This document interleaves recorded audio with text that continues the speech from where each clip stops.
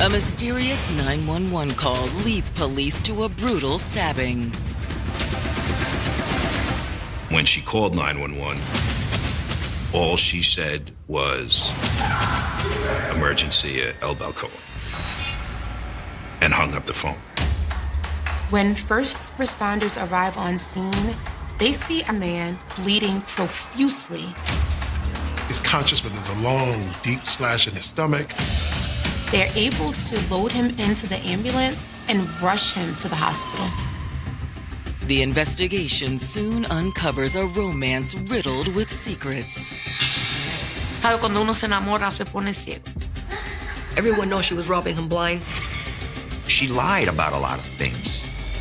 Él empezó a sospechar que ella tenía otra persona. I'll tell you everything.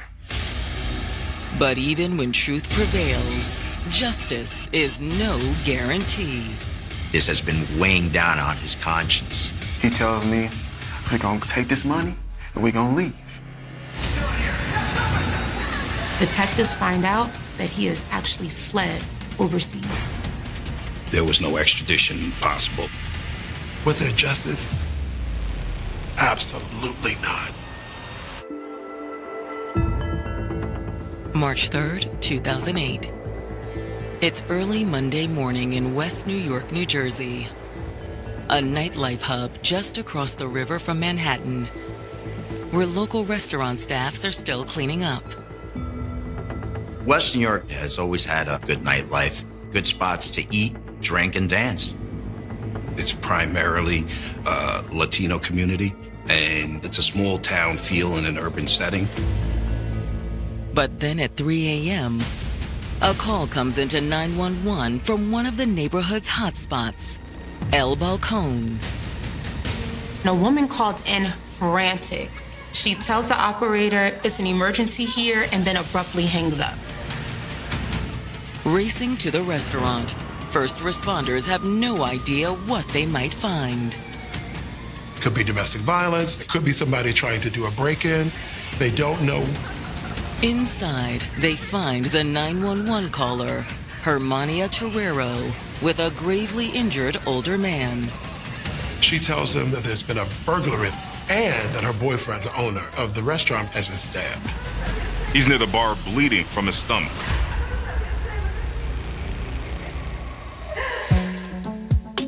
When Araceli Lopez entered a room, everyone noticed. You could tell that he was coming a mile away because he wore a lot of jewelry. He looked like Mr. T. Masculine looking, and then all the chains, a bunch of bracelets, rings on every finger. In 1965, he immigrated with his wife from Cuba to New Jersey to pursue the American dream.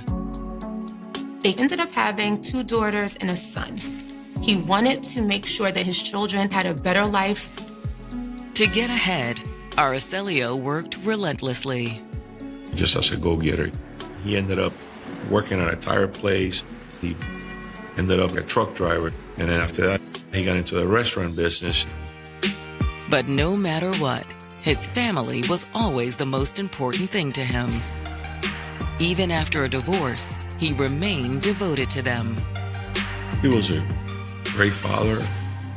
He was a provider. Whenever my mother didn't have enough money for something, he would send her the money for it.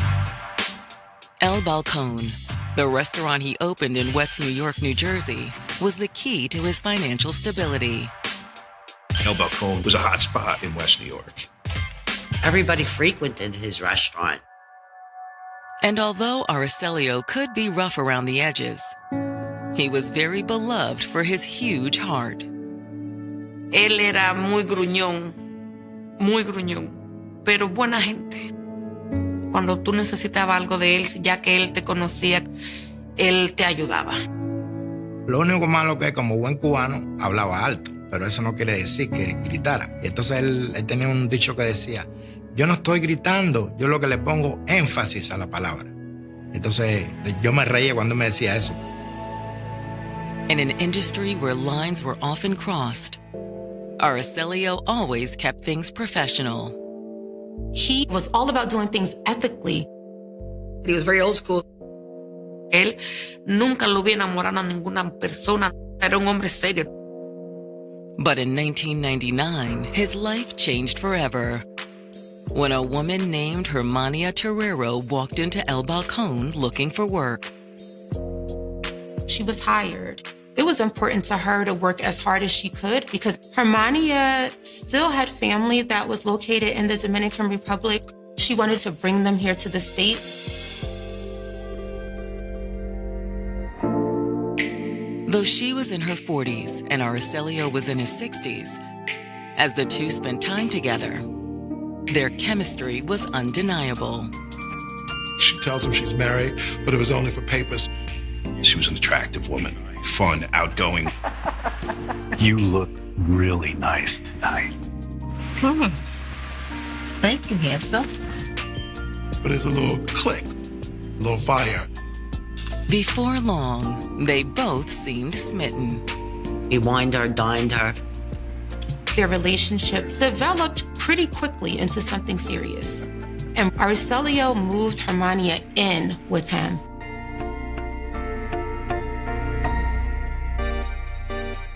He also gave her more responsibility at work. She went from just employee to actually managing the entire upstairs portion of the restaurant. And to Araceli, her family was his family. He brought Hermania's daughters from the DR here to the U.S. He also set them up in an apartment within the building that he resided in with her mother. He also helped out her extended family, still in the DR. He invested in a restaurant in the Dominican Republic that her family ran. Already united as one, Hermania and Araceli were taking steps to make things official. Hermania ended up divorcing the man that she was married to just for convenience and to show that their relationship was locked in. He actually amended his will. In the will, he left the restaurant to Hermania. They were future focused and really developing and building a permanent life together. Only now, their bright future seems in jeopardy. There was a 911 call that came from the restaurant. When first responders arrive on scene, they see Araceli and he is bleeding profusely. Araceli's conscious, but there's a long, deep slash in his stomach. But as paramedics rush him to the ambulance, Araceli manages to give key information about the assailants. Araceli says the restaurant was robbed by two men and that he'd actually seen them around the neighborhood before.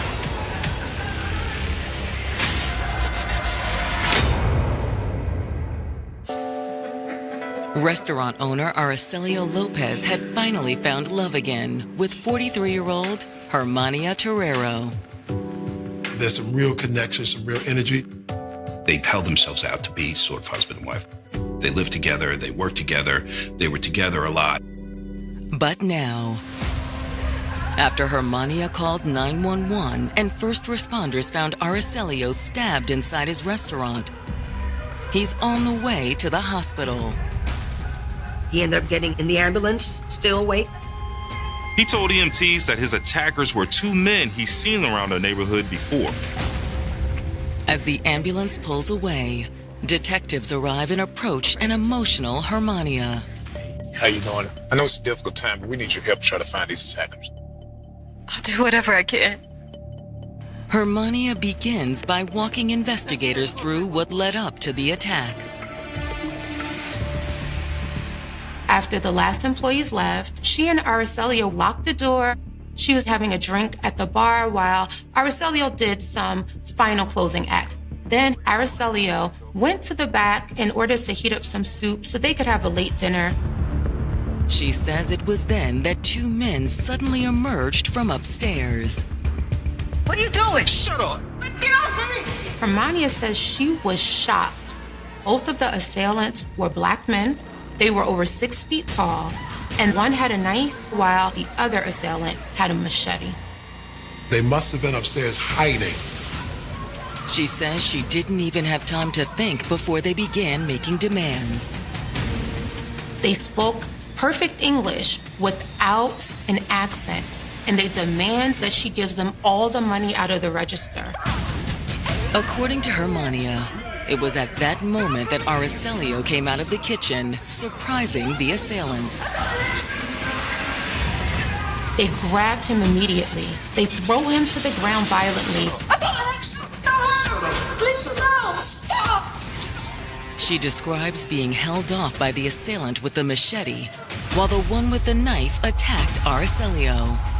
He eventually stabs him in the stomach. Then, she says the assailants fled, taking the stolen items with them. They take all the jewelry that Araceli was wearing, including a Rolex watch and a bag of money. As soon as the door shut, Hermania says she rushed to Araceli's side.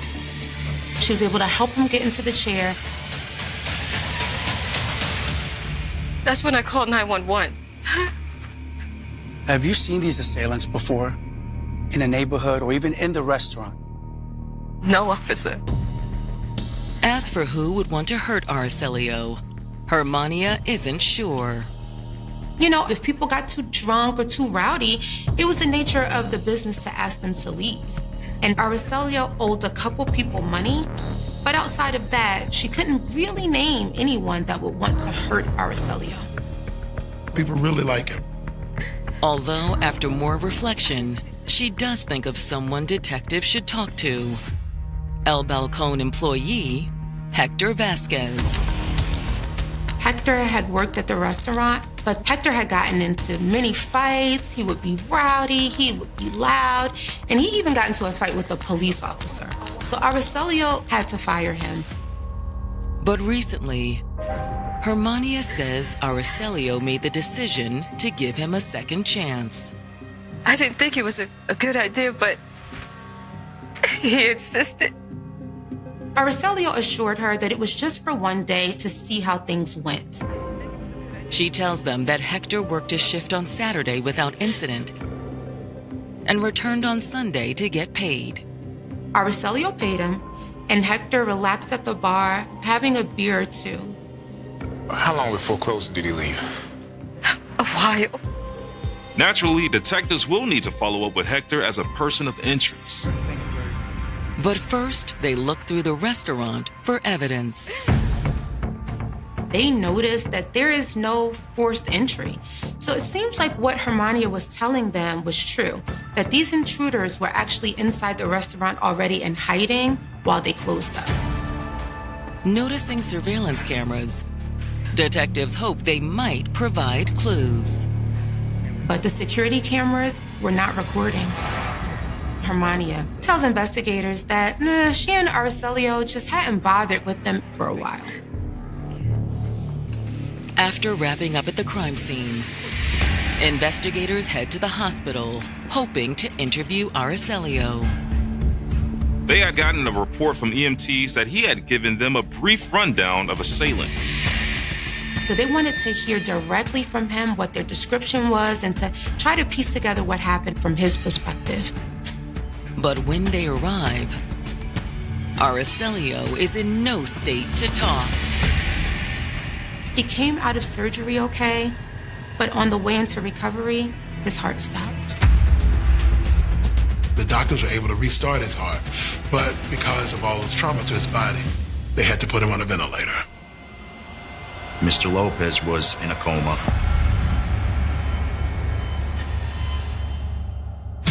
Arriving at the hospital to interview assault victim Araceli Lopez, West New York detectives are met with upsetting news. He's in a coma now. Perhaps he was not going to live. It's a definite blow to the case. And to Araceli's family. We found out in the morning he ended up at the hospital. We didn't know how it had happened. With the family en route to the hospital, investigators turn their attention to El Balcón employee and person of interest, Hector Vasquez. He had been fired from the restaurant, and he was there the night Araceli was attacked. Perhaps there was bad blood between him and Araceli. They had to speak to him and understand if he knew anything about what happened. When investigators bring up his dismissal, he doesn't run from the story. He's like, yeah, I got fired, but Mr. Lopez was giving me another chance. And if things went well, he would be able to have a conversation about hopefully getting his job back. It was going in a positive direction. Hector had no reason to have any conflict with him. But Hector claims he did witness something the night of the attack that detectives should know. While he was at the restaurant, the two guys come into the space and there is some conflict almost immediately with Mr. Lopez. About what? I'm not sure. I just heard Mr. Lopez say that they had to go. At first, they ignored him. And then, he was insistent, you cannot be here. Hector says at that point the men got up to leave. But what one of them did as he walked out the door surprised him. He turned and blew a kiss right at Araceli.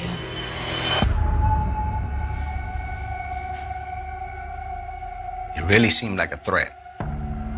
Anybody that knows some old mafioso knows about the kiss of death. Detectives need to know if the men Hector saw that evening match the description of the assailants that Hermania gave them. He describes two guys, barely 5'10". One man was darker skinned, and the other man was lighter skinned. And he was pretty sure that the two men were Mexican. Detectives aren't sure what to make of Hector's descriptions. They don't match the descriptions they've been given. Detectives were wondering if Hector was trying to throw them off with this description. Maybe he was involved and wanted to divert attention. Reaching out to other employees, detectives attempt to corroborate what Hector told them. We gathered witnesses. They all said that the description that Hector gave was accurate. Perhaps it was just a coincidence that these men threatened Araceli that night, then later, a different pair of men, the men Ms. Terrero described, came in and perpetrated their attack. According to employees, someone may have been out to get Araceli because he had also been the victim of two other recent robberies. The year before this happened, someone robbed him at the restaurant.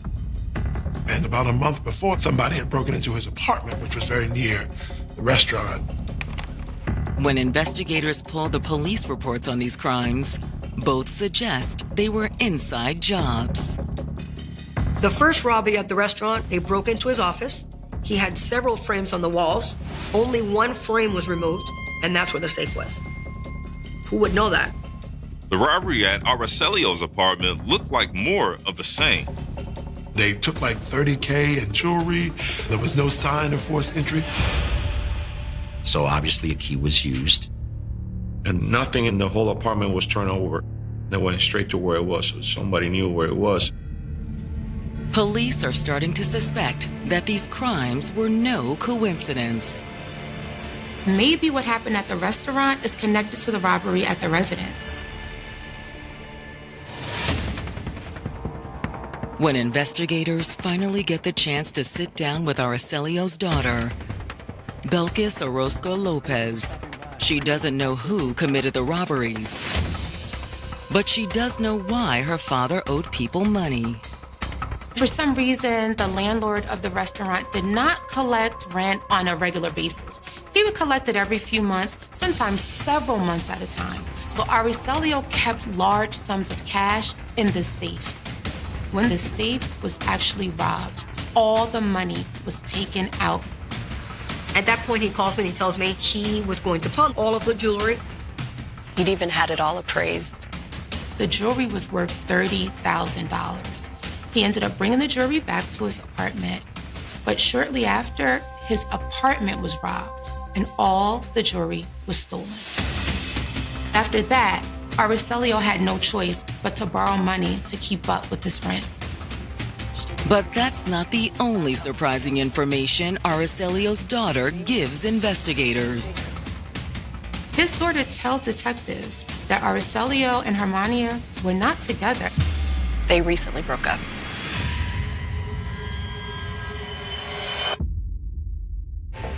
When Araceli Lopez's daughter, Belkis, speaks with West New York police, she reveals that her father and Hermania Terrero were no longer a couple. They broke up recently. Which raises investigators' suspicions about her possible involvement in the attack. She becomes a person of interest. Belkis says that she barely knew Hermania, but her sister, who worked at the restaurant, got to know her well. My sister started working at the restaurant, and they became friends, but she had no idea that they were going out. But Belkis says their friendship didn't last long. She wanted more control of the restaurant, but my sister's very strong-willed like my father. Hey, babe. I think we need to expand the menu. Why would you do that, Dad?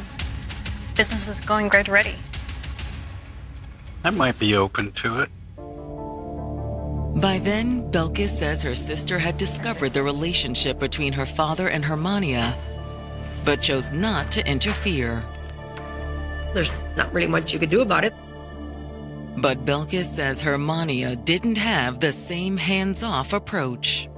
She drives a wedge between Mr. Lopez and his daughter.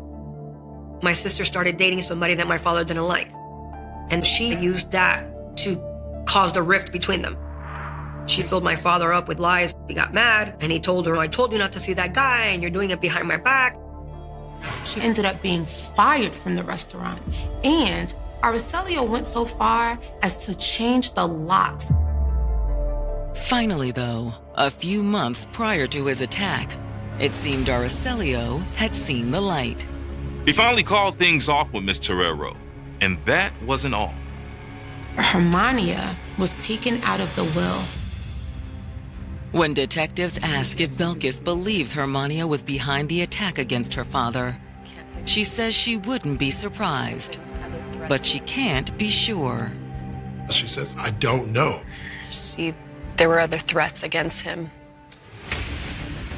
One night, her father went back to his car and discovered that one of the windows had been kicked in. Then this anonymous caller told Araceli that this time it was the car, but next time it would be him. Somebody's got some real beef directed at Araceli. When police ask who else might give them more insight, she suggests they talk to her father's former manager, Alex Ortiz. Alex was always like my dad's right hand. He was also like a son to my dad. Why doesn't he work there anymore? Hermania. He could not take her anymore. She said he left because of Miss Terrero. Thank you for stopping by and sharing the information.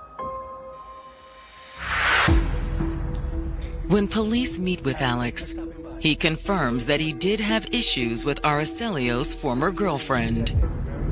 When she took over, the restaurant was never making the same amount of money.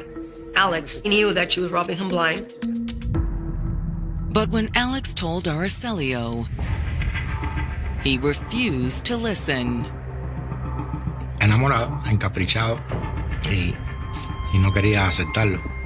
Y así, Hermania me había sacado a mí del negocio. However, Alex says a few months ago, Aracelio came to him singing a different tune. Con la forma de ella de ser con él empezó a sospechar que ella tenía otra persona. Ella se le escondía, ella ya como que no quería saber de él. Una vez le dijo que estaba en el hospital y Aracelio fue al hospital con un ramo de flores y ella en ningún momento estaba en ese hospital. So when Aracelio asked Alex to spy on Hermania, he agreed out of loyalty. Yo la hice porque como teníamos tanta amistad. But Alex admits it was no easy task. Me puso a mí a grabar conversaciones, me puso a mí a tratar de vigilarla, pero era muy complicado, era muy difícil encontrar algo porque el mismo edificio tenía dos entradas y a veces si ella salía por una entrada o salía por la otra, yo no podía saber. Although Alex's instincts told him that Hermania was cheating, he never found any proof. Lo que nunca pudimos descubrirla. But Alex says Aracelio couldn't trust her anymore. And that was why he had broken up with her. So was Hermania cheating? To find out more, investigators approached the building management. Do you know Mr. Lopez? I do. He was a very good tenant. He was very pleasant. He would come in every couple of weeks and bring the office staff trays of food for lunch. He was kind and really good-hearted like that. Did you know his girlfriend? I did. He brought her to the office. He introduced me to her. She was nice to me. I also helped him get an apartment for her daughters here in the building. They were very, very young, late teens, early 20s. And he wanted the daughters to stay close to their mother, so I gave him another apartment. When investigators ask if Hermania might have been cheating on Araceli, she says it was possible. From what I witnessed, he was very nice to her, but it just didn't feel right to me. She was so much younger than he was, and I just felt like he was a sugar daddy for her. And though she hadn't seen it herself, some people on her staff had witnessed her leaving the building several times with the same mystery person. They did observe her get into a white luxury car. But the building manager also tells police that she suspected Hermania of something far worse. Did you gentlemen happen to hear about the recent robbery in Mr. Lopez's apartment? Actually, we did. I had my suspicions that somehow, some way, she could have possibly been involved.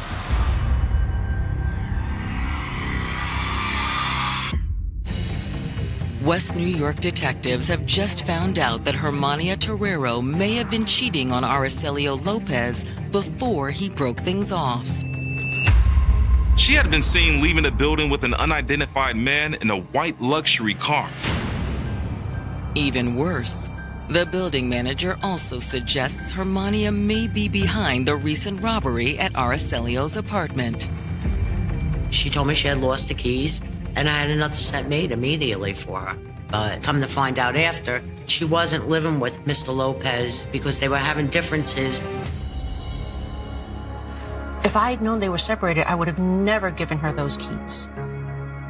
At the time, the building manager kept her suspicions to herself.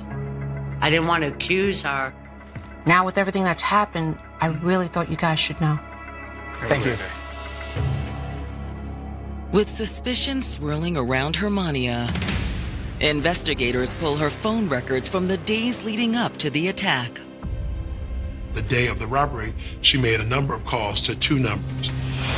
Investigators learn that one of the numbers is registered to Robert Santana, and the other number is registered to Christian Molina. When investigators try to locate Christian Molina, he's in the wind. He is nowhere to be found. But when they visit the address listed for Robert Santana, they have better luck. The young gentleman comes out, and I had asked to speak to Mr. Santana, but we were informed he had left for Florida. But the man who was Robert's brother-in-law was able to get an address for them.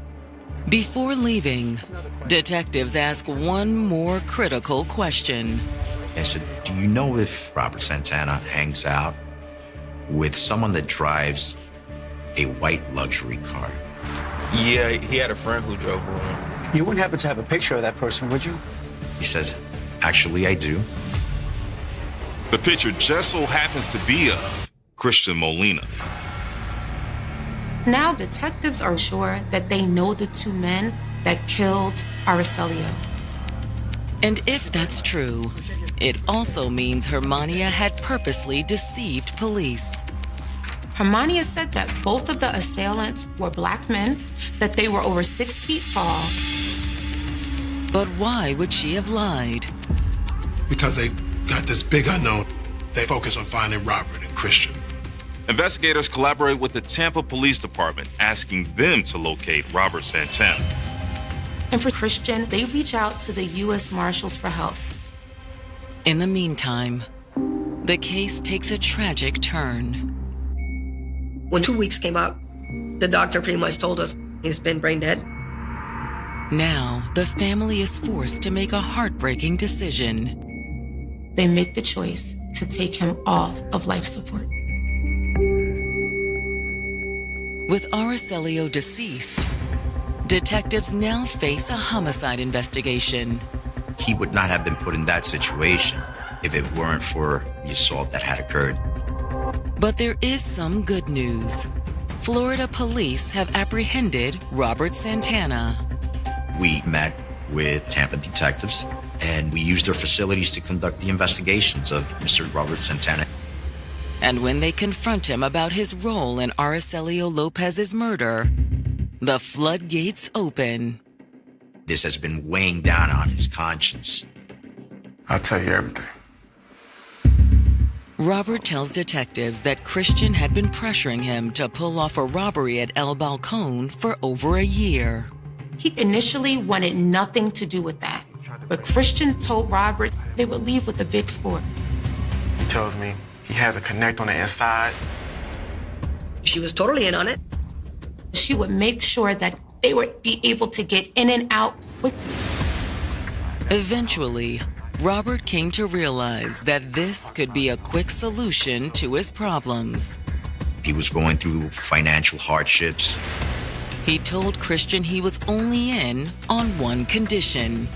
He would only do it if Christian would promise that nobody would get hurt. He tells me, "You're good, man." So early in the morning on March 3rd, he and Christian headed to the restaurant. The plan was the front door would be open and nobody was in the establishment except for Ms. Terrero and the victim, Mr. Araceli Lopez. Then all they had to do was wait for her signal. It's time.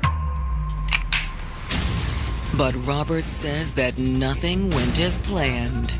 They walk into the front door as Araceli is coming out of the kitchen. Christian Molina immediately begins to assault him. Hermania made a fake, half-hearted attempt to intervene. But Robert, horrified by Christian's actions, does try to stop the attack. Yo, what the hell? Touch me again, and you're next. But Christian turned around with the knife. That's when he lunged the knife into Araceli. Robert says it was his worst nightmare come true. At this point, he runs out of the restaurant. Robert says moments later, Christian came outside and the men fled the scene. What time was this? It was like 2:30 or so. And it was about 20 minutes later that Hermania called 911. Robert's statement gives investigators more than enough probable cause to arrest Hermania Terrero in the death of Araceli Lopez. She was the driving force. Her arrest comes as a shock to those who knew them. En mi cabeza no cabe de que ella haya querido que lo mataran con lo bueno que él había sido con ella durante todos esos años que ellos estuvieron. Eventually, federal marshals locate Christian Molina, but he remains out of reach. Christian got out of the country, ultimately to Venezuela. But Venezuela doesn't do extradition. Prosecutors will need to get creative if they want to win this case. Though killer Christian Molina is still on the run, investigators are moving forward in their felony murder case against Hermania Terrero. But proving her guilt won't be easy. We had to prove that she was part of the planning of the robbery. And now she knew that there was a likelihood that Christian Molina was going to harm Araceli Lopez. To get a conviction, investigators believe they need Robert Santana's testimony. We were forced to make a deal. The prosecution decides to reduce his charges from murder to robbery. And Robert Santana agrees to testify. When Hermania's trial opens in March 2011, It's emotional for Aracelia's family. It was definitely difficult to see them during the trial. There were a lot of tears. In their opening statements, prosecutors portray Hermania as a woman driven by lust and greed. There's a breakup. Her money source is gone now. She's going to lose everything. She wanted his assets and to substitute Christian Molina for Araceli Lopez and move forward in the little life that they had created. Together, she and Christian hatched a plan to rob El Balcón. Then Christian recruited Robert Santana as his accomplice. Christian was able to convince Robert because he told him that this would be an easy score. While prosecutors don't know if Hermania planned for Christian to kill Aracelio, they underline that violence was likely to occur. After all, both assailants came in with weapons. Even if she didn't want to kill him, she still put it together to rob him, and that's how he ended up getting stabbed and dying from it. To prove their case, prosecutors call their star witness, Robert Santana. He was probably on the stand for 2 days.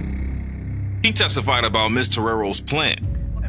She's the one that put everything together. She made sure that she and Aracelio were alone in the restaurant. Then she called to tell them when to enter the restaurant, which was backed up by phone records. And Robert Santana's background made him more believable. He did not have an extensive criminal record. He was a hardworking family man, loved his wife, came up from Florida, became friends with the wrong people, specifically Christian Molina, and eventually gave in to the idea that he was just going to commit a robbery, that he just needed the money, and that it was just going to be a robbery. When it's the defense's turn, they don't deny Hermania was involved in the robbery, but they insist there was only one person responsible for Aracelio's murder: Christian Molina. She said she didn't know Christian was going to stab Mr. Lopez, and she was shocked and appalled and called him evil, that he was motivated by jealousy, suggesting that being in his restaurant, seeing that he owned this building, triggered something in Christian that made him snap. And Hermania's attorneys portray Robert Santana as an opportunist. They say the only reason Robert is trying to implicate her is so that he isn't implicated in murder. But who will the jury believe? I was worried about the jury the entire time. They wouldn't even look at me. You never know for certain whether you have a jury or not. But on April 7th, 2011, when the verdict returns, the prosecution triumphs. She's found guilty of felony murder. Felony murder carries the same penalties as murder. So yeah, she received 30 years. For Aracelio's family, it's a bittersweet moment.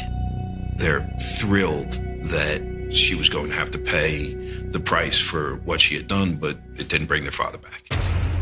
On July 1st, 2011, Robert Santana faces sentencing. Robert Santana gets 10 years for the robbery. To this day, Christian Molina has never been caught. The guy that actually did it, which is the one that I would love to beat up myself, he got away. Falta la otra persona. Hasta que él no esté preso, yo no creo que hagan la justicia completa. Aracelio's family constantly struggles to make sense of Hermania's heinous crime. You had no reason to take his life. You had no reason to do what you did to him. But even though Aracelio is gone, he'll never be forgotten. He would be 84 now. We missed a lot that he wasn't able to be a part of. I'm really grateful to him and for everything he did for us as a family, and enjoyed it every time that we used to get together. I still miss him. At the time of this production, Christian Molina remains at large. If you have any information on his whereabouts, contact your local authorities immediately. You can also leave an anonymous tip with Hudson County at 201-915-1345 or by visiting hcpo.opsnetwork.org/tips. On a bitter, bone-chilling November night in 1999, Beneath the skeletal iron shadows of the Chicago elevated rail tracks on the city's south side, a solitary wind swept through an alleyway choked with frozen debris, carrying with it a secret that would corrupt the soul of the Chicago Police Department for a quarter of a century. The air smelled of burnt diesel exhaust, stale lake rain, and raw iron. Somewhere in the distance, the rhythmic, metallic clatter of an overhead train shook the rusted fire escapes of decaying brick tenements. But on the ground, inside the dark interior of a battered gray sedan parked in the dead zone of a blinding street lamp, time had stopped. Inside that car sat 24-year-old Marcus Vance, a young community advocate and night shift paralegal who had dedicated his life to exposing local municipal corruption. He was slumped sideways across the front bucket seats, his hands still twitching faintly, his leather jacket soaked in dark, thick blood. A single 9mm bullet had pierced the back of his skull at point-blank range, executed with surgical, terrifying precision. There was no struggle, no broken glass, no sign of robbery. On the passenger seat beside his lifeless body sat a pristine, untouched manila folder filled with confidential city zoning documents. And resting neatly on the dashboard directly above the steering wheel, placed there with a cold, deliberate theatricality that bordered on psychological torture, was a single, silver Chicago Police Department lapel pin, its polished metal surface glistening under the faint amber glow of the alley light. When the first radio call crackled through the dispatch speakers at 2:14 a.m., the call came in as an anonymous 911 tip from a public payphone 2 blocks away. The voice on the static-heavy recording was raspy, hushed, and trembling with an unmistakable, primal dread. The caller spoke only 7 words before slamming the receiver down. "There's a dead man in the alley." Within 6 minutes, 3 blue and white patrol units pulled into the narrow passage, their strobe lights flashing against the wet brick walls, casting long, distorted shadows across the crime scene. Among the first officers to step onto the slush-covered asphalt was Patrolman Thomas Miller, a decorated 32-year-old rising star of the 1st District, a man known throughout the precinct for his flawless uniform, his razor-sharp instincts, and his unyielding ambition. Miller walked up to the driver's side window, pulled a flashlight from his tactical belt, and beamed the sharp white light into the sedan's interior. As the light hit the bloody leather, the slumped figure, and the silver police pin resting on the dash, Miller didn't gasp. He didn't flinch. He simply lowered the flashlight beam, turned back toward his junior partner, and uttered a line that would be preserved in the official case notes for 25 years. "Call homicide. This isn't a street robbery. This is a message." The news hit the city of Chicago like a seismic shockwave. Within hours, local television news crews lined the perimeter of the alleyway, their broadcast vans blocking traffic along Michigan Avenue, their floodlights cutting through the thick November fog. Headlines across the Chicago Tribune and the Sun-Times screamed with frantic urgency, "Young activist executed in South Side Alley. Community in shock as paralegal killed point blank. Police prom swift justice in brutal homicide." The murder of Marcus Vance was an immediate political nightmare for City Hall. Vance was not a gang member. He was a rising star in local civic reform circles, a tireless researcher who had spent the previous 6 months auditing lucrative municipal real estate contracts along the lakefront. Rumors swept through the neighborhood like wildfire that Vance had stumbled upon a multi-million-dollar land grab scheme involving high-ranking city officials and dirty cops. Yet, as the primary homicide detectives arrived at the scene, the physical evidence began to vanish into thin air.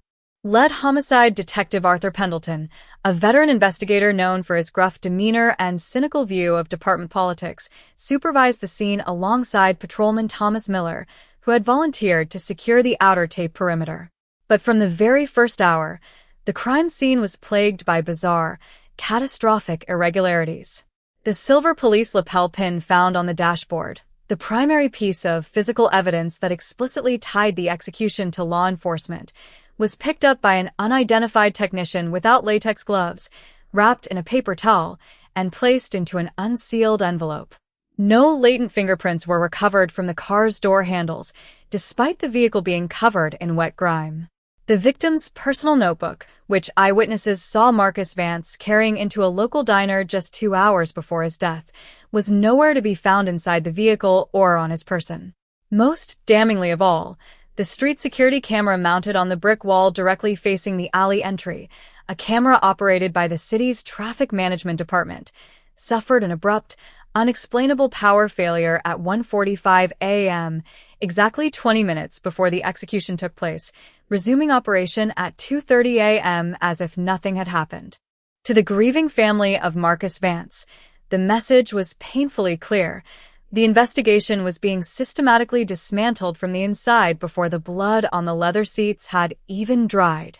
Marcus's older sister, Elena Vance, a 21-year-old law student, stood behind the yellow police tape on that freezing morning, watching uniformed officers walk carelessly through the crime scene, stepping over foot impressions in the slush, laughing softly among themselves as if performing a routine chore. Elena knew her brother. She knew Marcus was terrified in the days leading up to his murder. She remembered him coming home 3 nights earlier, his face pale, locking the deadbolts on their apartment door, his hands shaking as he told her that a dark sedan with tinted windows and official city license plates had been idling outside his office every night at midnight. "Elena, if anything happens to me," Marcus had whispered, clutching his manila research folder to his chest, "don't look at the street gangs. Look at the badges." By the spring of 2000, the official investigation into the execution of Marcus Vance had hit a brick wall of chilling proportions. Despite public protests outside the 1st District Precinct, despite furious press conferences led by community leaders, and despite private demands from federal prosecutors for progress reports, the Chicago Police Department's Homicide Division declared the case cold. Detective Pendleton's final 30-page summary concluded that Marcus Vance was the victim of a random, botched street robbery committed by unidentified local gang members, a conclusion that blatantly ignored the untouched wallet containing $400 in Marcus's pocket, his expensive gold watch still strapped to his wrist, and the silver police pin that had conveniently disappeared from the evidence locker 6 weeks after the murder. The case file was closed, stamped with cold red ink, and pushed into the darkest corners of the basement archives at 35th and Michigan.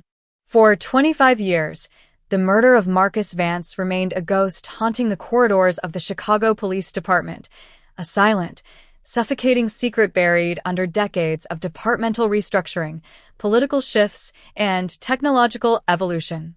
Patrolman Thomas Miller, the ambitious officer who was first on the scene that fateful night, did not remain a patrolman for long.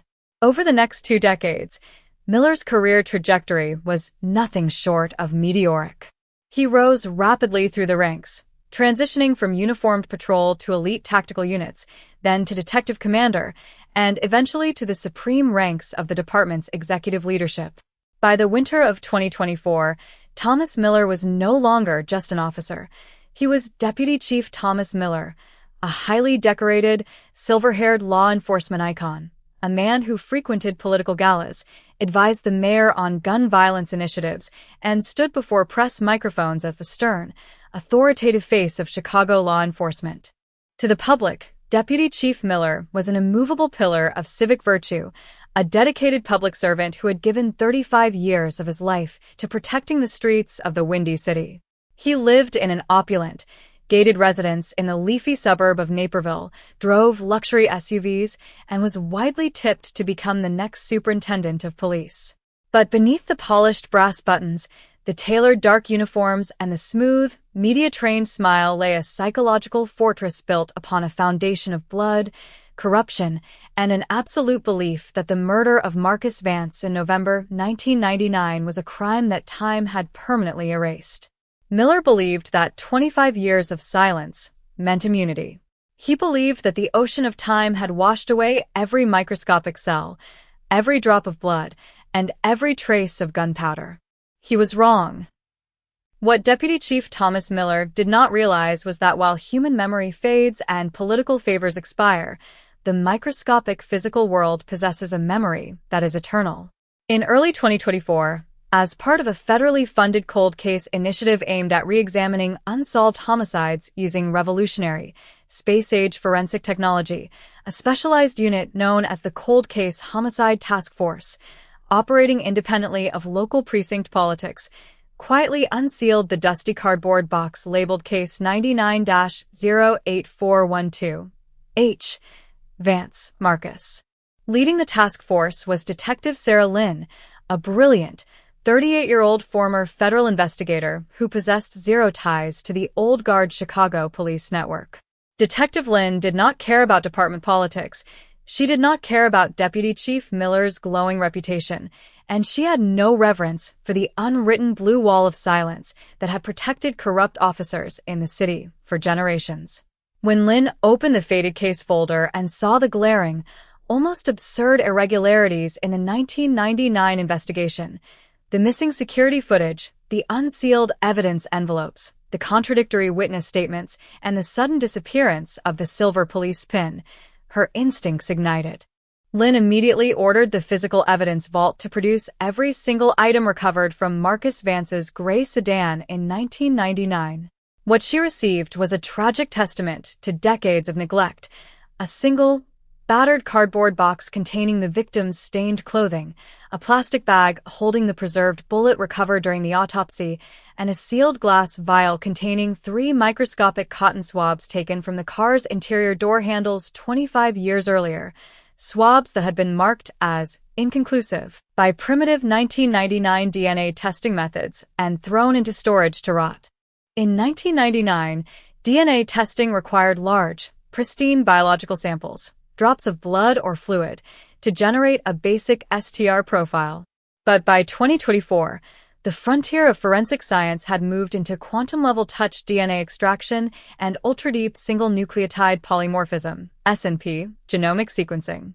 Detective Lynn personally carried the sealed glass vial to the Illinois State Police Forensic Science Center in Chicago, hand-delivering it to Dr. Elizabeth Vance, no relation, a master forensic geneticist operating state-of-the-art sequencing hardware.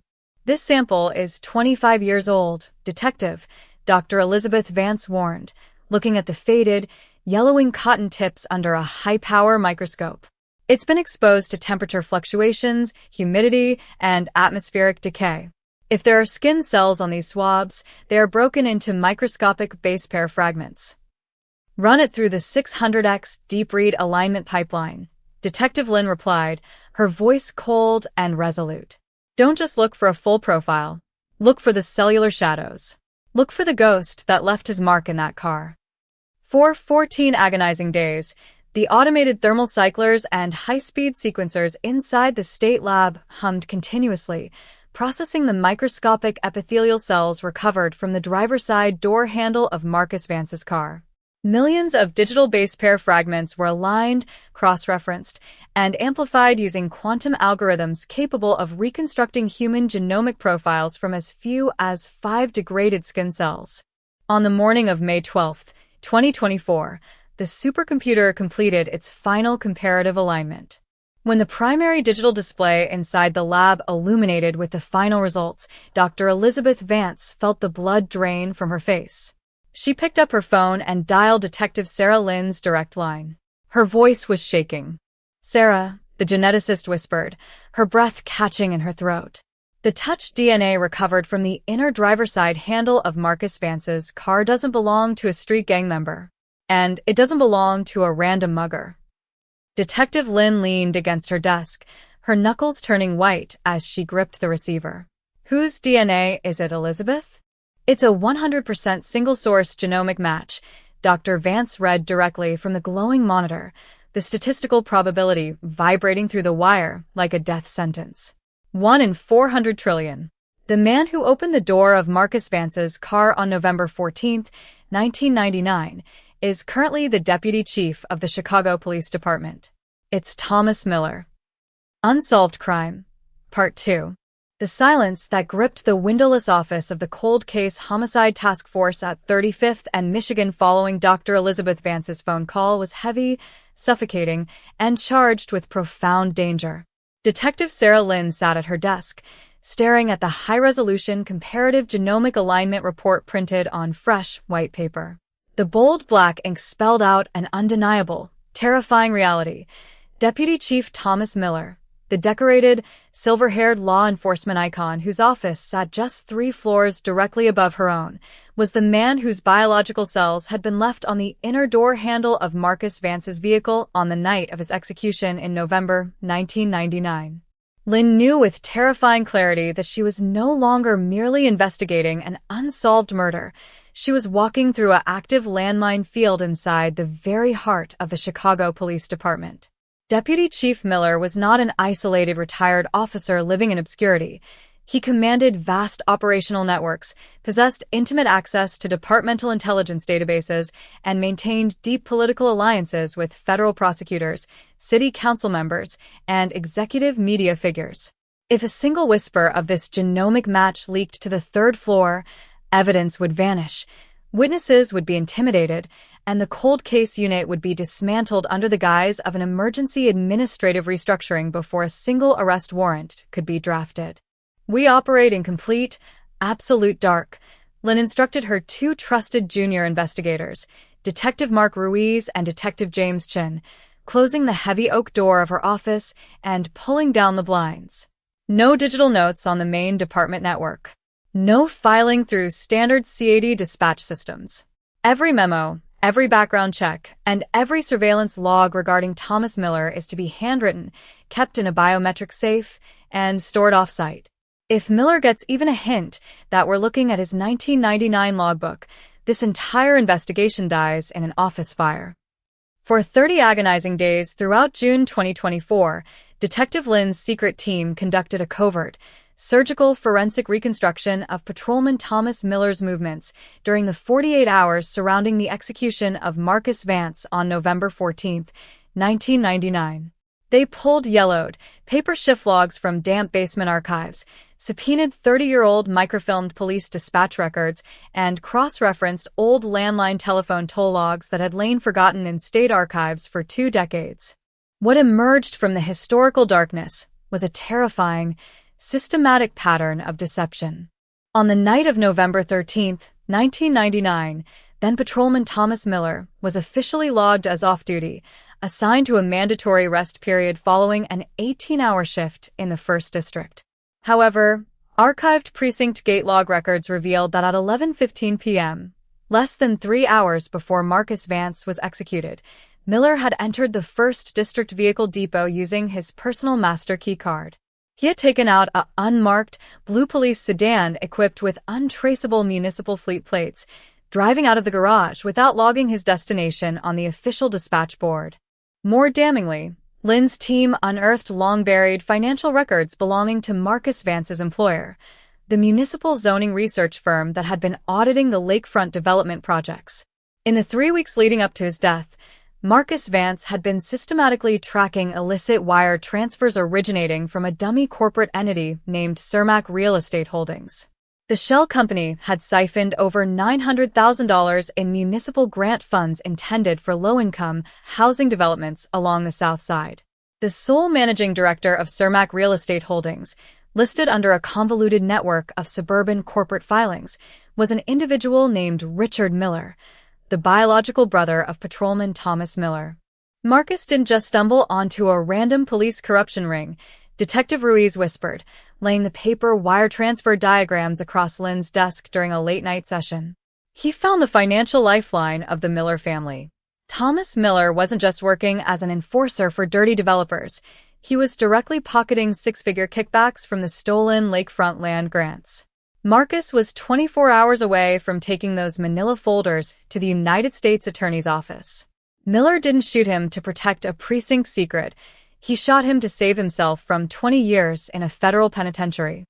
Despite the overwhelming financial motive and the ironclad 600X genomic match on the car's interior door handle, Detective Lynn faced a monumental legal barrier under Illinois criminal procedure. Assistant State's Attorney Karen Vance, no relation, a veteran prosecutor brought into the secret loop by Detective Lynn, delivered a stark, uncompromising assessment during a midnight meeting at an undisclosed location in Cook County. A touch DNA match from a 25-year-old vehicle door handle is extraordinary probable cause, Sarah. But against a sitting deputy chief of police with 35 years of political connections, a defense attorney will claim secondary transfer. They will argue that Miller, as one of the first officers on the crime scene in 1999, accidentally touched the door handle while securing the vehicle, transferring his skin cells during his official duties.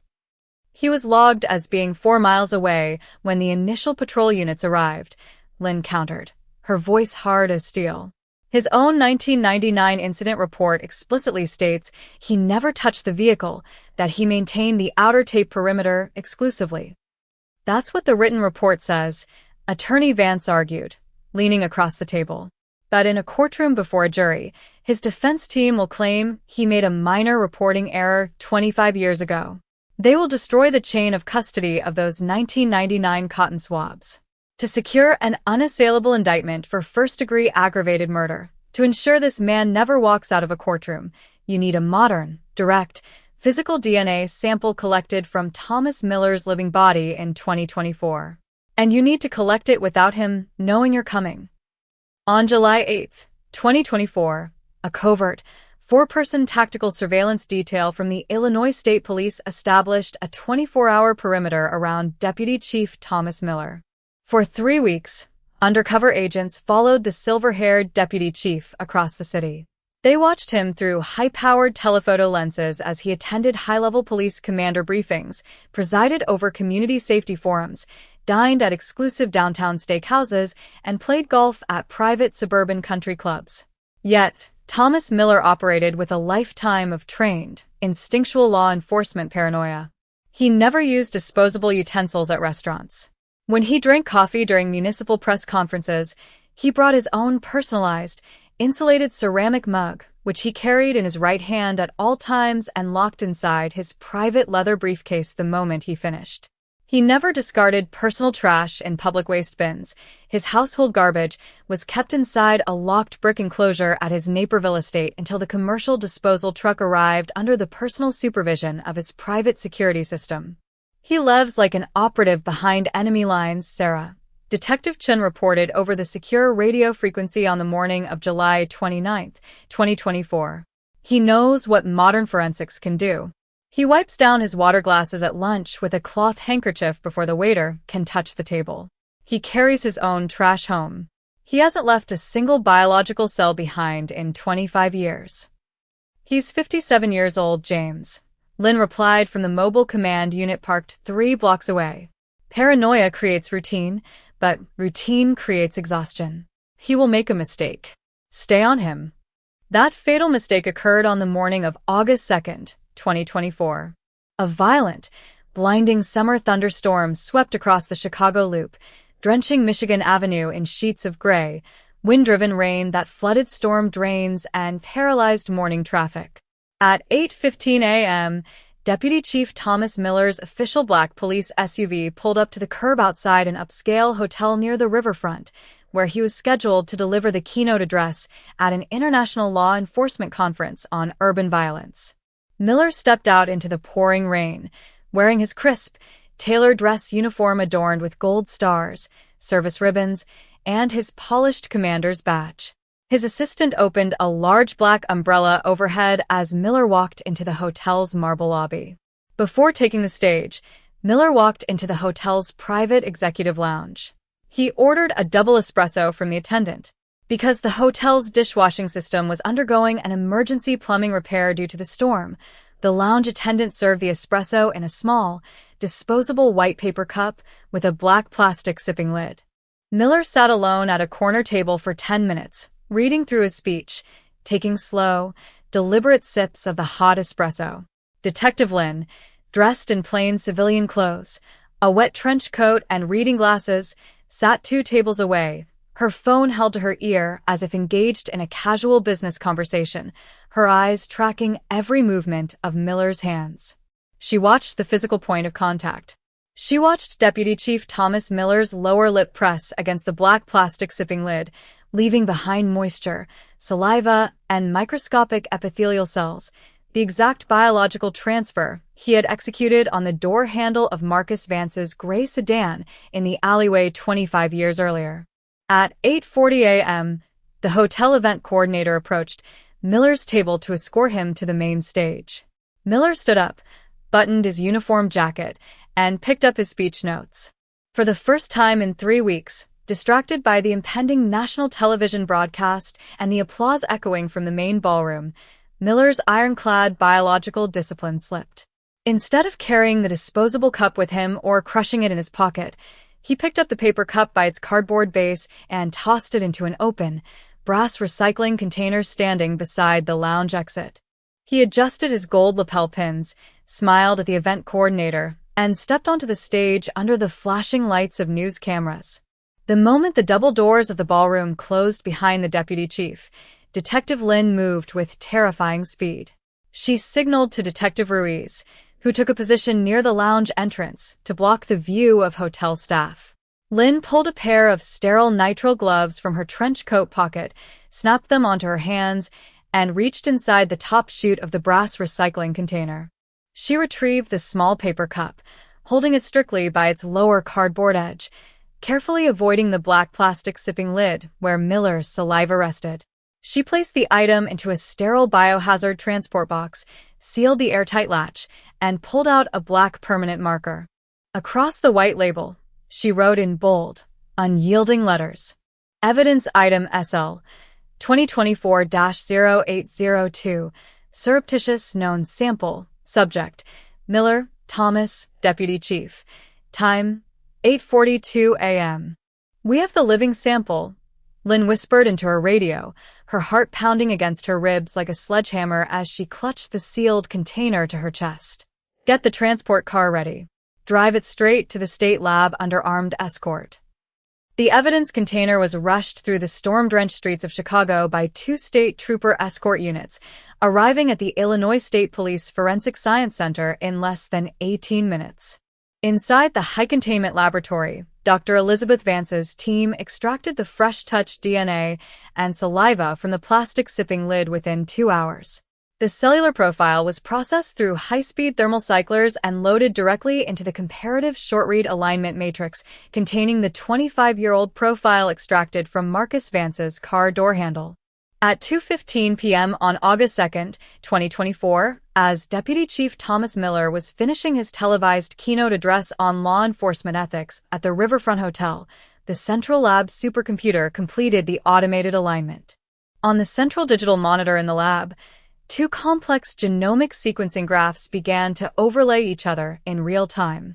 Chromosome by chromosome, locus by locus, marker by marker, the green alignment bars locked into place across 2 million single nucleotide polymorphisms.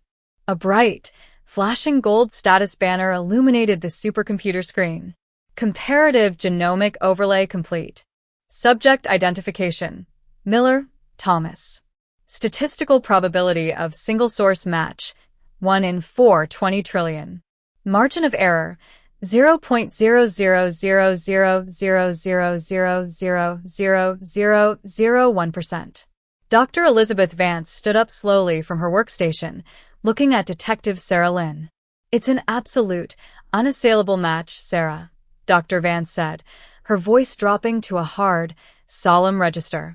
The living man standing on that stage in the Riverfront Hotel is the exact same man who opened the door of Marcus Vance's car in that alleyway on November 14, 1999. The math is absolute. Detective Lynn pulled her phone from her coat pocket and dialed Assistant State's Attorney Karen Vance. Karen, Lynn said, her voice cold, flat, and lethal as ice. Issue the indictment for first-degree aggravated murder. The 25-year rainstorm is over. We're going to headquarters. The oppressive mid-afternoon heat of August 2, 2024, hung over the granite plaza of the Chicago Police Headquarters at 35th and Michigan like an inescapable, suffocating blanket. At 4:15 p.m., as the shift change bell echoed through the glass-paneled corridors of the building, the calm, bureaucratic routine of the department shattered into unprecedented, terrifying chaos. 4 black, unmarked SUVs swept through the security gates of the executive parking structure, their tires screeching against the concrete, red and blue strobe lights flashing silently behind dark-tinted windshields. Tactical officers from the Illinois State Police, accompanied by federal marshals wearing heavy body armor and dark tactical uniforms emblazoned with gold state police and U.S. Marshal patches, spilled across the executive elevators. Leading the arrest team was Detective Sarah Lynn, holding a sealed leather folder containing a true bill indictment for first-degree aggravated murder, signed less than 45 minutes earlier by a Cook County grand jury in a secret emergency session. Inside the sprawling third-floor executive suite, Deputy Chief Thomas Miller sat behind his massive mahogany desk, reviewing promotional files for district tactical commanders. The air-conditioned room smelled of expensive leather, cigar smoke, and polished brass. On the wall behind his desk hung framed photographs documenting 35 years of unblemished law enforcement service. Miller shaking hands with former mayors, receiving commendations from state governors, and posing alongside federal directors at national crime summits. On his lapel glistened the gold 4-star star pin of his executive office. The heavy double oak doors of the executive suite were kicked open with a thunderous crash that echoed down the wide marble hallway. State police. Federal marshals. Nobody move. Keep your hands where we can see them. The tactical entry team flooded the suite, submachine guns raised, red laser targeting, painting bright circles across the mahogany furniture and Miller's crisp white shirt. Deputy Chief Thomas Miller leapt up from his leather armchair, his face flushing instantly with synthetic, practiced rage, his right hand slamming down onto the desk surface. What in the hell is the meaning of this? Miller boomed, his voice vibrating with the practiced, terrifying authority of an executive commander who had ruled the department for decades. Are you out of your mind? I am the Deputy Chief of Police of this city. Lower those weapons immediately, or I will have every single one of your badges by nightfall. Detective Sarah Lynn stepped through the line of tactical officers, walking slowly toward the desk until she stood less than 3 feet from the sitting deputy chief. She pulled the folded paper indictment from her leather folder, unfolded it, and laid it flat on top of the promotional files. Thomas Miller, Lynn said, her voice dropping into a hard, icy register that cut through his shouting like a surgical blade. You are under arrest for the first-degree aggravated murder of Marcus Vance on November 14, 1999. For a brief, agonizing second, the room fell into absolute, suffocating silence. The blood drained from Thomas Miller's face with terrifying speed, leaving his skin a sickly, ash-gray color.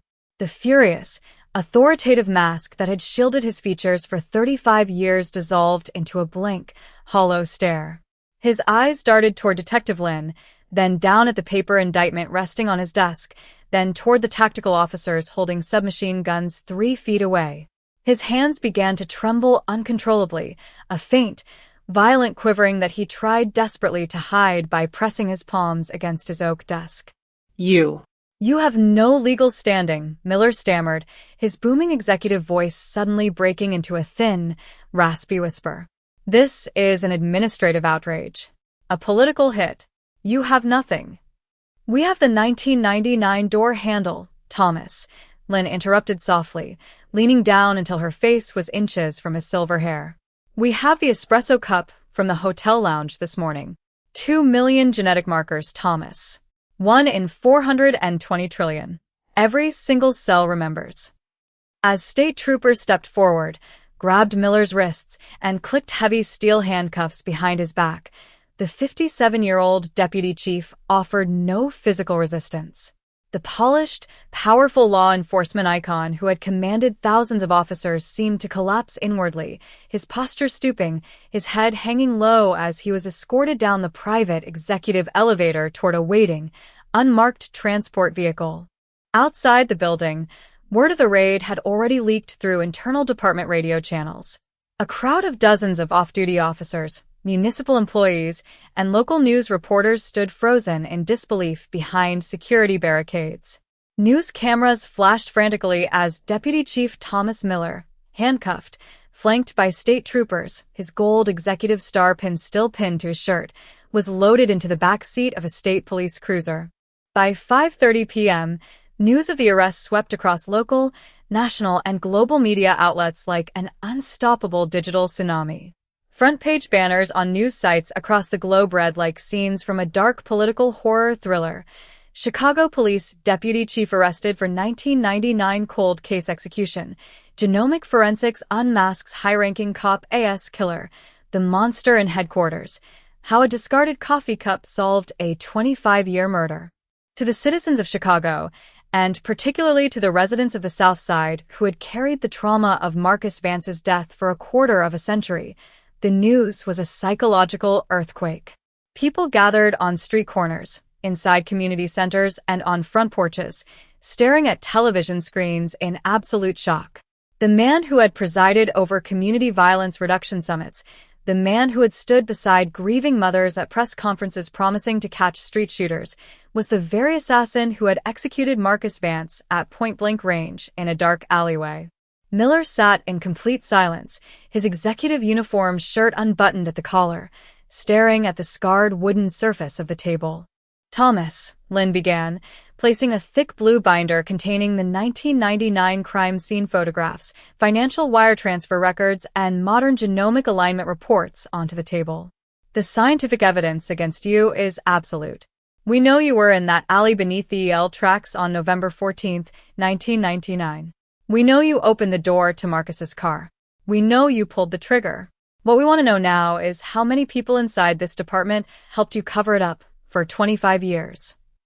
Defense attorney Arthur Sterling immediately raised a hand, stepping aggressively between Lynn and his client. "My client will not be answering any questions regarding these absurd and proven allegations, Detective. We will be filing emergency motions in federal court to challenge every single aspect of this illegal arrest, your unconstitutional surveillance, and your non-validated genetic guesswork." Lynn ignored the attorney entirely, keeping her eyes locked onto Thomas Miller's hollow face. "You built an entire career on his grave, didn't you, Thomas?" Lynn pressed relentlessly, her voice hard as iron. "You used his murder to eliminate the financial audit on your brother's shell company. You used the chaos to get promoted to detective, then commander, then deputy chief. But you made one mistake. You left your skin cells on his door handle. And no amount of political power can rewrite your own DNA." Miller slowly raised his head, looking at Detective Lynn. His eyes were cold, dead, completely devoid of the warmth and authority he had projected to the media for decades. He offered no denial. He offered no defense. He simply sat in silence, his jaw clenched, as his attorneys demanded he be transferred to his holding cell.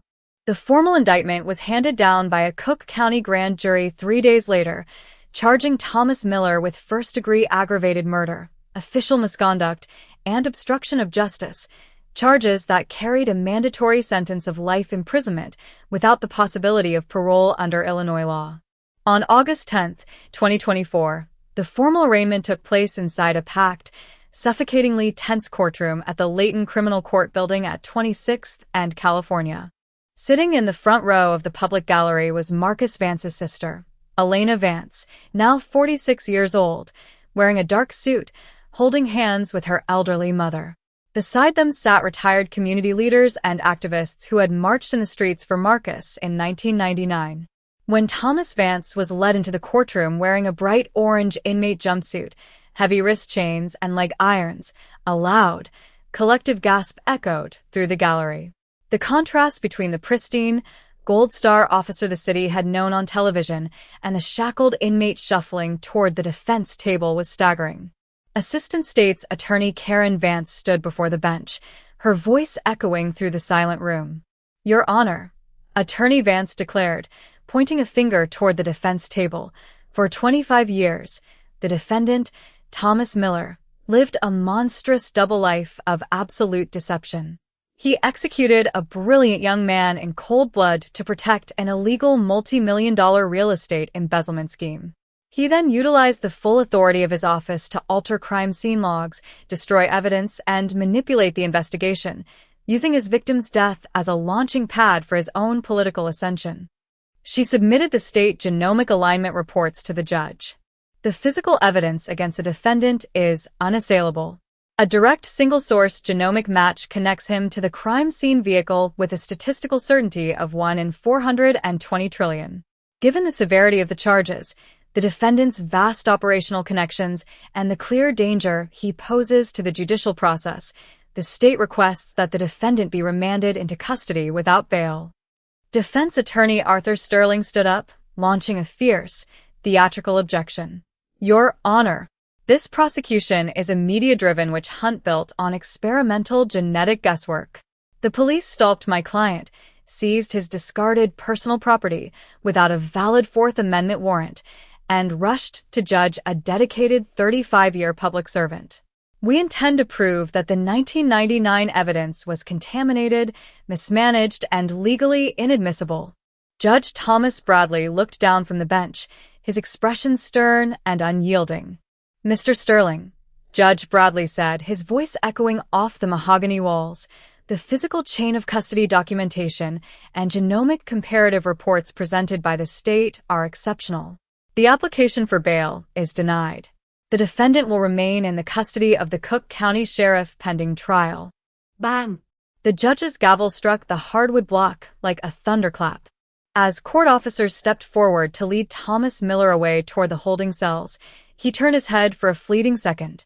His eyes met those of Elena Vance sitting in the front row. Elena didn't scream. She didn't shout. She simply stood tall, her chin raised, looking into the eyes of her brother's killer with an unshakable, silent dignity that forced the disgraced deputy chief to look down at the floor in profound shame. The legal battle lines were drawn. The upcoming trial of the state of Illinois versus Thomas Miller was set to become one of the most explosive, highly watched criminal proceedings in modern American history, a legal showdown between a cold-blooded police assassin and the unstoppable, microscopic truth of modern science. The autumn of 2024 transformed the grand granite edifice of the Layton Criminal Court building at 26th and California into a fortress under siege. Every morning before dawn, satellite broadcast trucks lined the perimeter of California Avenue, their high-gain dishes pointed toward the gray Chicago sky, beaming live updates to news networks across the world. Inside courtroom 702, beneath tall oak-paneled walls and bulletproof glass partitions, the pretrial evidentiary hearings for the state of Illinois versus Thomas Miller unfolded with relentless, terrifying intensity. At the defense table, Thomas Miller sat stripped of every emblem of his former authority. Months in high-security administrative segregation at the Cook County Jail had taken a devastating physical toll. His manicured silver hair had grown long, unkempt, and thin. His skin held the sickly, gray paleness of concrete cells, and his once-tailored suits hung loosely off his stooped, hollow frame. Yet, his defense team, backed by an elite consortium of high-priced criminal attorneys funded through the liquidation of his suburban real estate holdings, fought with the frantic, cornered aggression of a trapped predator.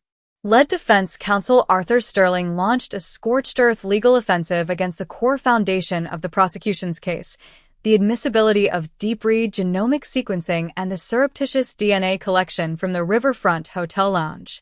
For 4 days during the suppression hearings, Sterling called paid forensic consultants and academic ethicists to the witness stand, attempting to plant seeds of doubt in the mind of Judge Thomas Bradley.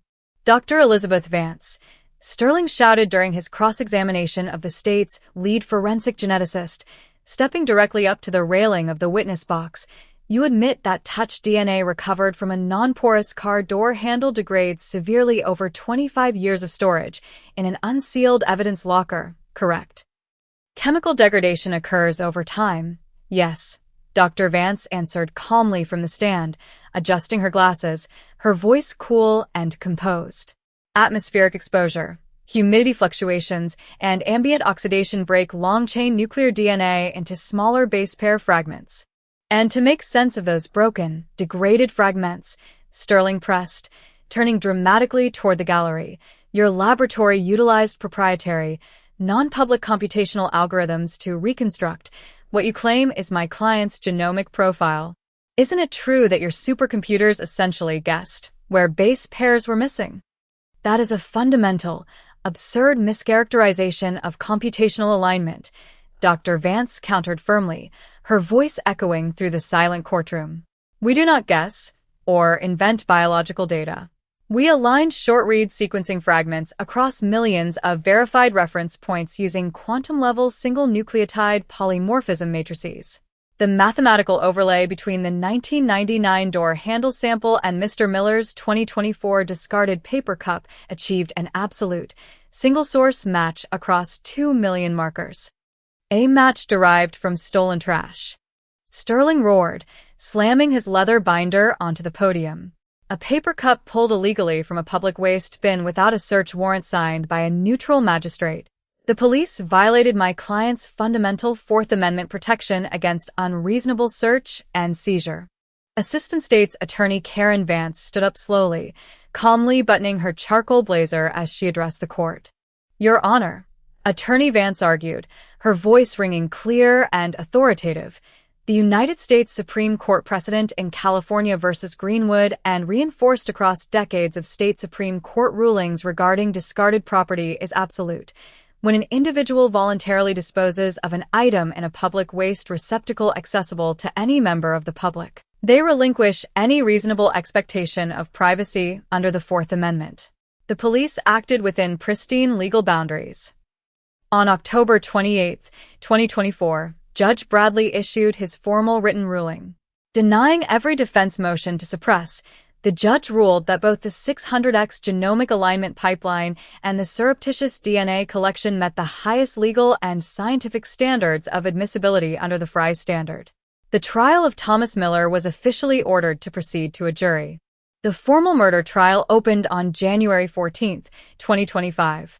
For 3 weeks, Assistant State's Attorney Karen Vance and Detective Sarah Lynn presented a cold, terrifyingly methodical web of financial, physical, and digital evidence that completely dismantled the defense's narrative of Thomas Miller as a dedicated, innocent public servant.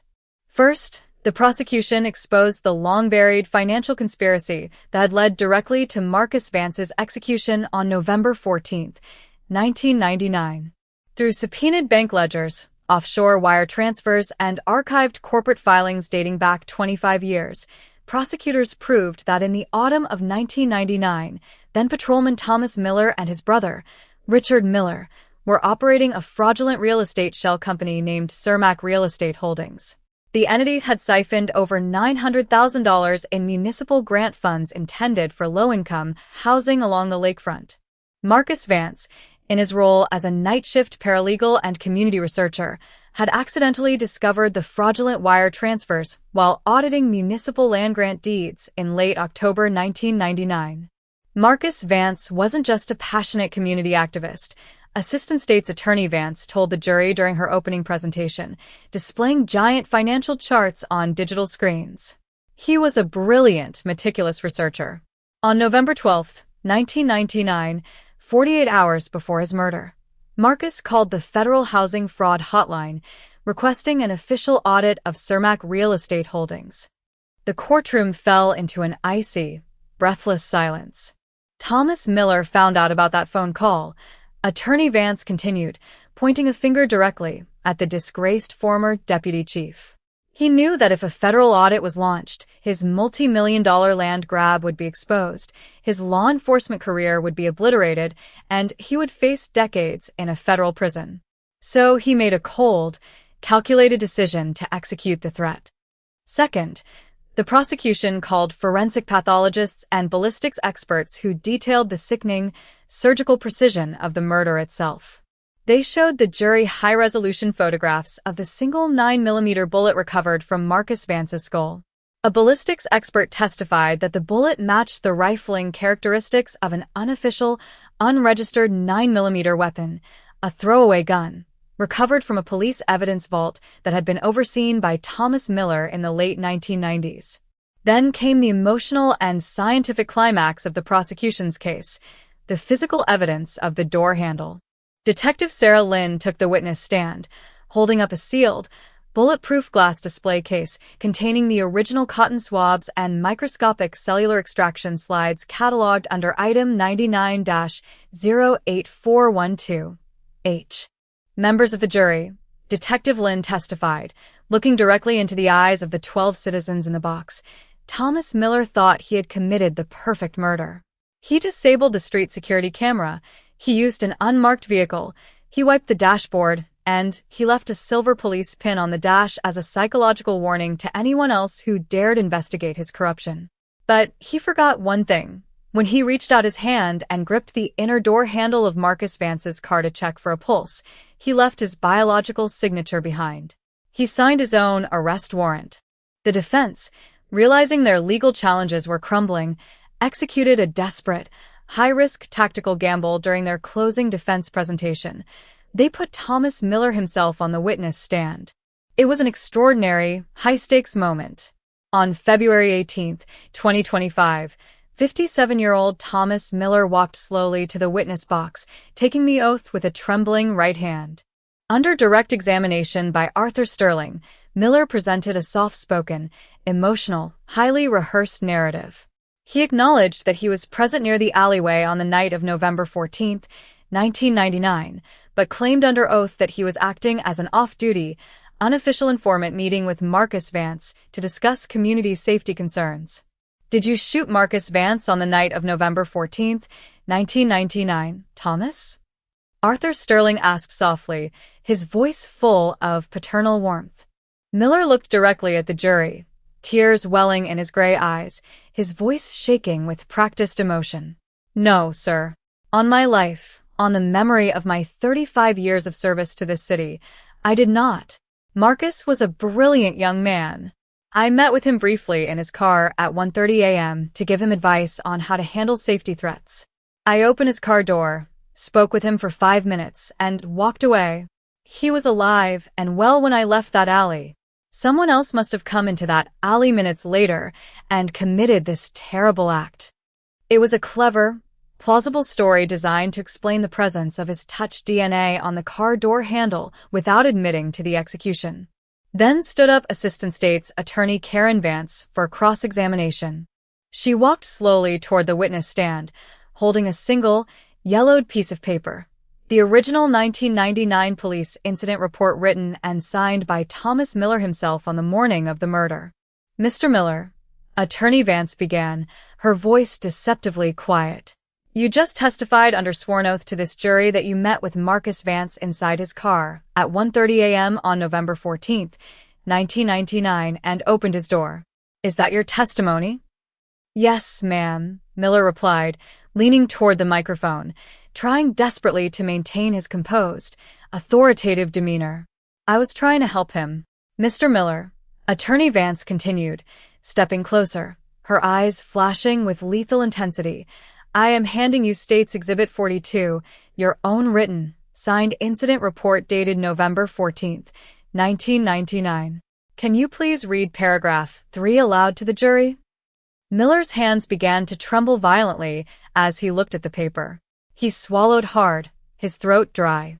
I wrote that I arrived on scene at 2:20 a.m. in response to a radio call, and that I maintained an outer perimeter without coming into physical contact with the vehicle or its contents. You swore in writing in 1999 that you never touched that vehicle, didn't you, Mr. Miller? Attorney Vance shouted, slamming her hand onto the wooden railing with a thunderous crash that made the entire courtroom jump. For 25 years, you told this department, the victim's family, and the press that you were just a patrolman who secured the tape outside. But today, faced with 2 million genetic markers connecting your skin cells to that door handle, you suddenly remember opening his door at 1:30 a.m. Miller froze. His face turned a deep, dark red, then drained to a ghostly, deathly white. His mouth opened and closed silently, completely unable to produce a sound. He looked frantically toward his defense table, but Arthur Sterling sat with his head bowed, completely unable to shield his client from the crushing weight of his exposed lie. You weren't helping him at 1:30 a.m., were you, Thomas? Attorney Vance pressed relentlessly, stepping right up to the witness box, her voice echoing like a thunderclap through the vaulted courtroom. You walked up to his car with a concealed 9mm pistol. You opened his door, placed that bullet in the back of his head, set that police pin on his dash to send a message to anyone who looked at your money, and then spent 25 years hiding behind a gold star badge. Miller buried his face in his trembling hands, shaking uncontrollably, completely broken. The wall of lies that had protected him for a quarter of a century had collapsed in real time before the eyes of the jury. On February 26, 2025, after less than 90 minutes of jury deliberation, the court bailiff delivered the folded verdict sheet to the judge. The silence in courtroom 702 was absolute, suffocating, and terrifying. In the matter of the state of Illinois versus Thomas Miller, the clerk read aloud, her voice ringing clear through the room, on the count of first-degree aggravated murder. How do you find? Foreperson Marcus Vance, no relation, a high school teacher from the West Side, stood upright in the jury box. Guilty. A loud, collective gasp swept through the packed gallery, instantly followed by a deep, wrenching sob from Marcus Vance's sister, Elena, who collapsed against her mother's shoulder. Judge Thomas Bradley looked down from the bench, his expression stern, hard, and unyielding.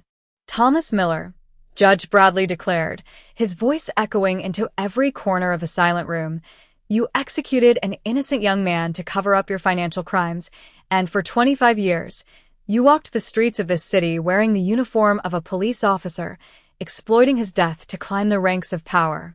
You are a cold-blooded assassin who brought disgrace to every honest officer who wears the badge. Judge Bradley raised his heavy wooden gavel.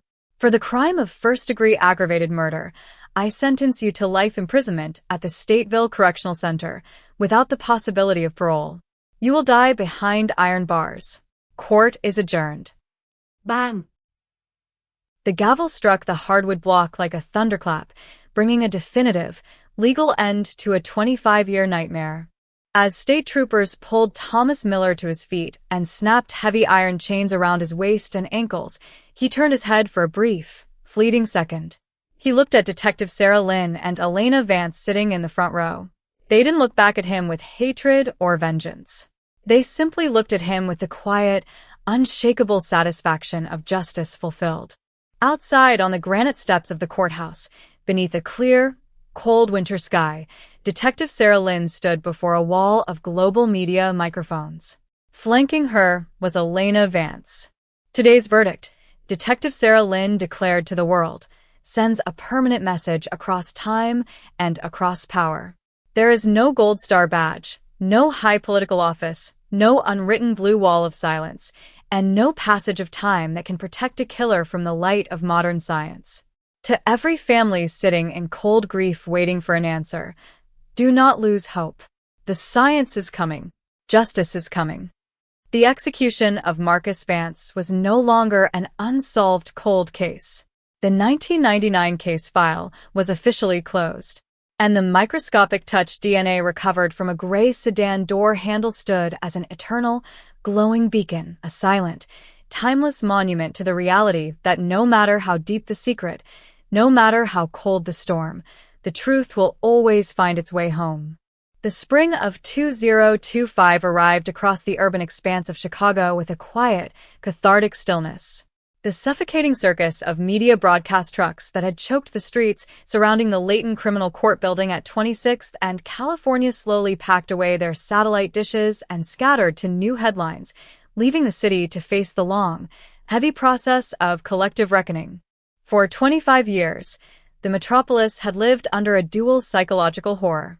The community had mourned a brilliant young paralegal and activist whose life was violently stolen in an alleyway beneath the elevated rail tracks, and for those same 2 decades, they had looked to high-ranking police command staff as the steady pillars of their public safety. Unmasking Deputy Chief Thomas Miller, exposing the terrifying reality that the decorated, silver-haired law enforcement icon who spoke at anti-violence rallies was the very assassin who had executed Marcus Vance at point-blank range, had shattered the civic trust of the Chicago Police Department to its absolute core. Inside the headquarters at 35th and Michigan, the physical traces of Miller's 35-year career were systematically purged.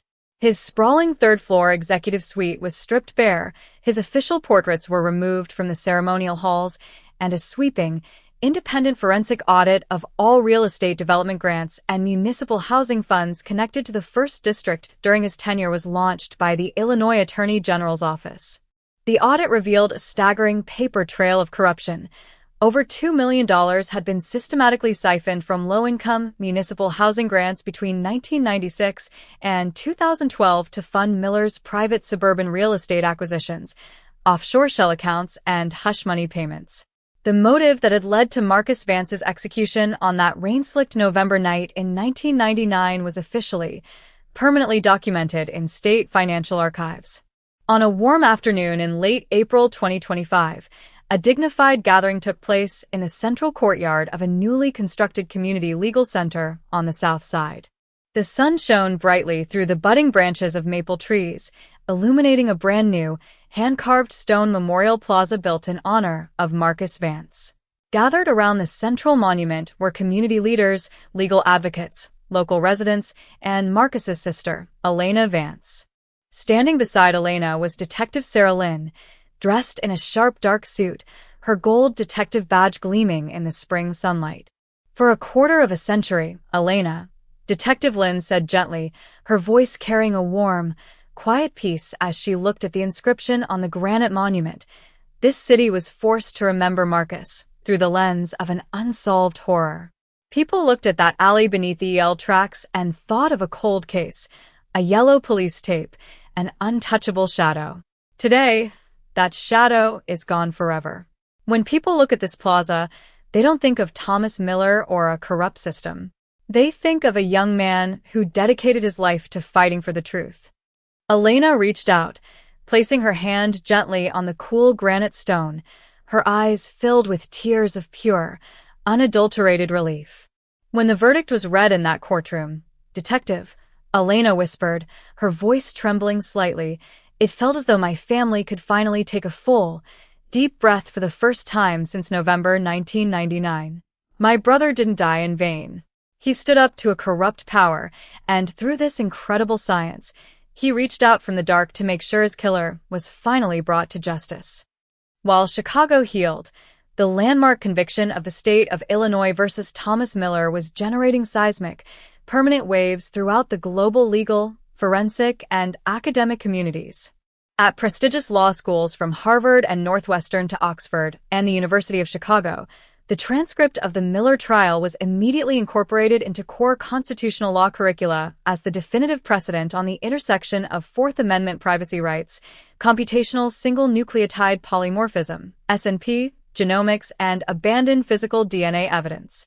Legal scholars published dozens of peer-reviewed articles analyzing how the cold case task force's deep-read alignment methodology and the execution of surreptitious DNA collection from the hotel lounge paper cup had created an unassailable legal blueprint.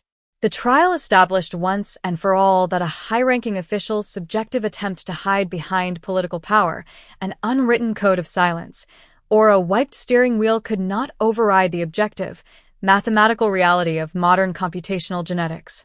Across the United States and Europe, law enforcement agencies moved rapidly to standardize the Vance-Miller Protocol. The United States Department of Justice announced the establishment of a dedicated national task force designed to provide federal grant funding and high-speed genomic alignment sequencing to municipal police departments handling unsolved violent homicides dating from the late 20th century. In crime laboratories from Boston to Los Angeles and from Paris to Tokyo, historical evidence lockers were unlocked. Thousands of sealed cardboard boxes containing degraded, decades-old physical evidence, discarded cigarette butts, dried blood spots on vintage clothing, weapon handles, and ancient door panel swabs, were pulled from dusty metal shelves. The invisible phantoms who had committed violent atrocities in the 1970s, 1980s, and 1990s, believing that time, chemical degradation, and the limitations of 20th century forensic science had granted them permanent immunity, suddenly found themselves pursued by supercomputers capable of mapping family trees and biological footprints across generations. Meanwhile, 300 miles south of Chicago, inside the formidable concrete perimeter of the Stateville Correctional Center in Crest Hill, Illinois, the daily reality of inmate number K98204 was governed by the cold, unyielding mechanics of maximum security state incarceration. At 58 years old, inmate Thomas Miller occupied an 8 by 10-foot solitary cell in the high-security administrative segregation wing. The tailored executive uniforms, gold star badges, custom leather shoes, and mahogany offices were gone, replaced by a coarse yellow canvas jumpsuit, heavy rubber-soled slip-on shoes, and a narrow steel bunk bolted directly into a reinforced concrete wall. Every morning at 5 o'clock, as the deafening metallic buzzers echoed down the cold concrete corridors, Miller was forced to stand by his heavy steel cell door for the morning roll call. His physical appearance had transformed completely during his post-conviction confinement.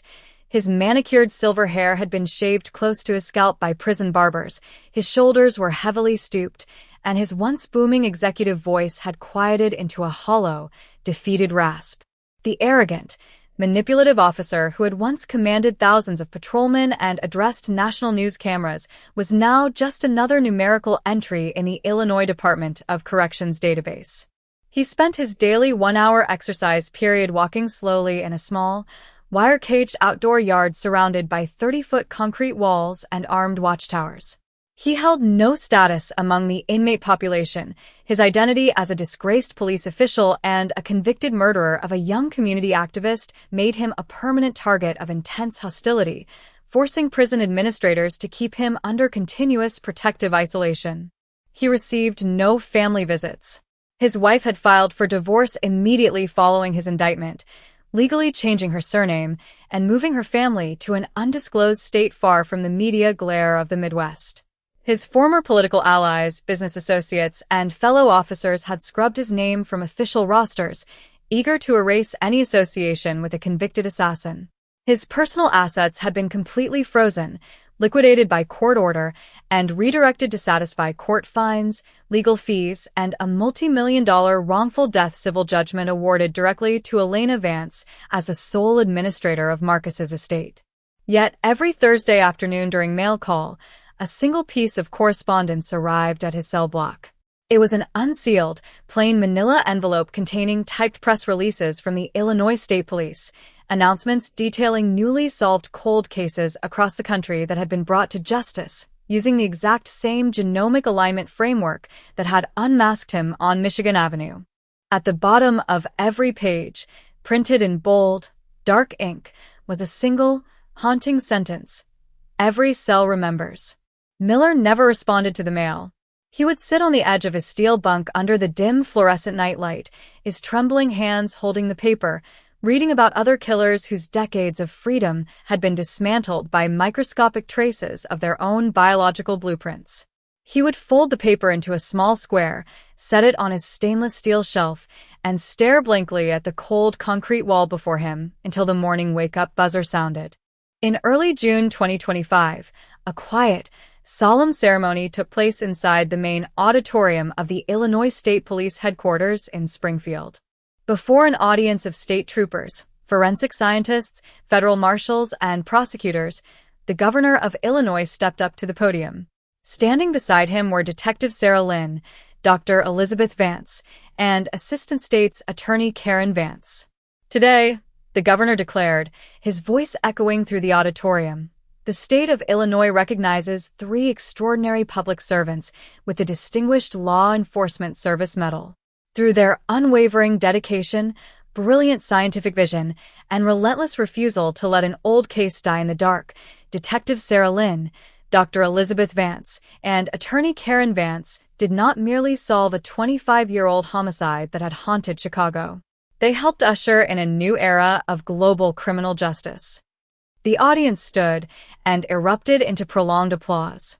Sitting in the front row of the gallery was Elena Vance, clapping with tears streaming down her face, looking at the team who had refused to give up on her brother. When Detective Sarah Lynn stepped up to the microphone, she didn't give a speech about political victory, advanced algorithms, or high-speed sequencers.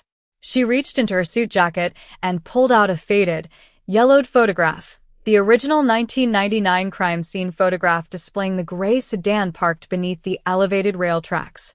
Science did not solve this case in a vacuum. Detective Lynn said into the microphone, her voice carrying a deep, quiet authority that hushed the room. Technology is simply a tool. This case was solved because Marcus Vance's life had profound meaning. It was solved because his family refused to let his memory be buried. It was solved because an investigation must never be stopped by the gold star on a killer's lapel. Lynn looked directly at Elena Vance in the front row. To every offender who thinks he can wait out the clock, hide behind a badge, and build a pristine life behind a lie, listen very carefully. Lynn continued, her voice ringing out like a judgment bell.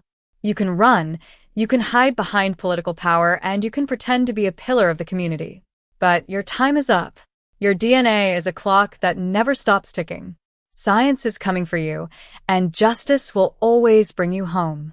As the press conference ended and the reporters filed out into the afternoon air, Detective Lynn walked out onto the front steps of the building alongside Dr. Elizabeth Vance. The sky over Springfield was clear, bright, and unburdened. You did it, Sarah, Dr. Vance said, looking out at the city skyline. The shadow is finally gone.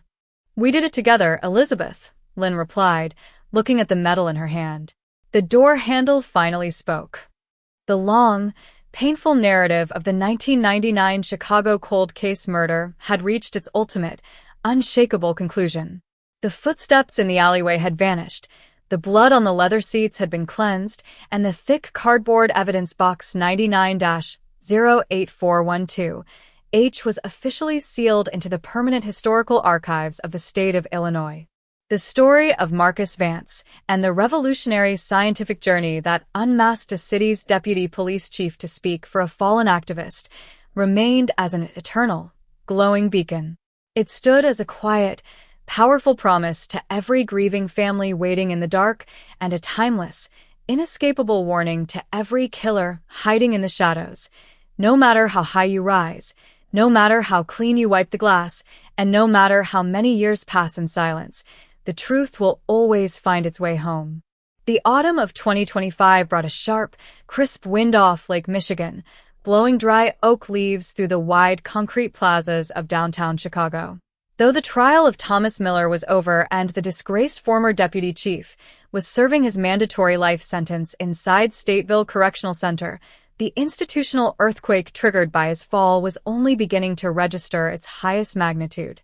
The unmasking of Miller had opened a terrifying Pandora's box-style audit within the internal affairs records of the Chicago Police Department, revealing that the systemic rot of the late 1990s was not confined to a single corrupt officer or a lone fraudulent real estate scheme.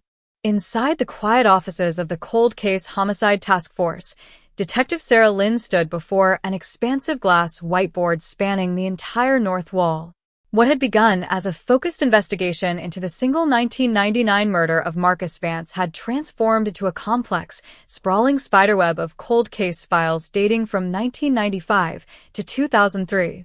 The common thread linking every case on the board was a specific, recurring pattern: high-profile homicide investigations involving community activists, local business owners, or whistleblowers who had threatened municipal development projects along the lakefront, cases where crime scene evidence had mysteriously degraded, key witness statements had been lost, or security camera footage had suffered unexplained power failures. Sarah, Detective James Chin said, setting a fresh stack of blue ledger binders onto her desk. The State Attorney General's Special Oversight Committee just handed down the complete audit of the 1st District's evidence vault from 1998 through 2002. It isn't just missing paperwork. We're looking at an organized, multi-officer evidence suppression pipeline. Lynn turned toward the whiteboard, tracing a dry erase marker between 3 distinct photo cards pinned to the glass. The first photo was Marcus Vance. The second was David Robinson, a 41-year-old local harbor master who had vanished without a trace in March 1998 after threatening to report illegal toxic dumping on municipal port lands. The third photo was Arthur Sterling Sr., the father of Thomas Miller's high-priced lead defense attorney, a prominent criminal defense lawyer who had suddenly retired from practice in 2001 after securing questionable acquittals for several high-ranking city contractors. Look at the shift schedules for the night David Robinson disappeared, James, Lynn instructed, her voice dropping into a hard, analytical tone. Thomas Miller was logged as the night tactical supervisor in the 1st District. But guess who his partner was on the street that night? Chun leaned over the table, reading the handwritten carbon dispatch logs from March 14, 1998. Commander Robert Vance. No relation to Marcus, but the current head of the department's Internal Evidence Management Division. Lynn nodded slowly, capping her marker. Commander Vance was the officer who signed off on the evidence logs for the Marcus Vance murder in November 1999. He was the man who marked the silver police pin as misplaced during inventory transfer 6 weeks after Marcus was executed. Miller wasn't acting alone in 1999. He was part of an informal, deeply entrenched brotherhood inside the precinct, a syndicate that called themselves the Lakefront Protective Association. The discovery sent shockwaves through the executive leadership of the city. Detective Lynn immediately requested an emergency closed-door meeting with Assistant State's Attorney Karen Vance and the special prosecutor assigned to municipal corruption.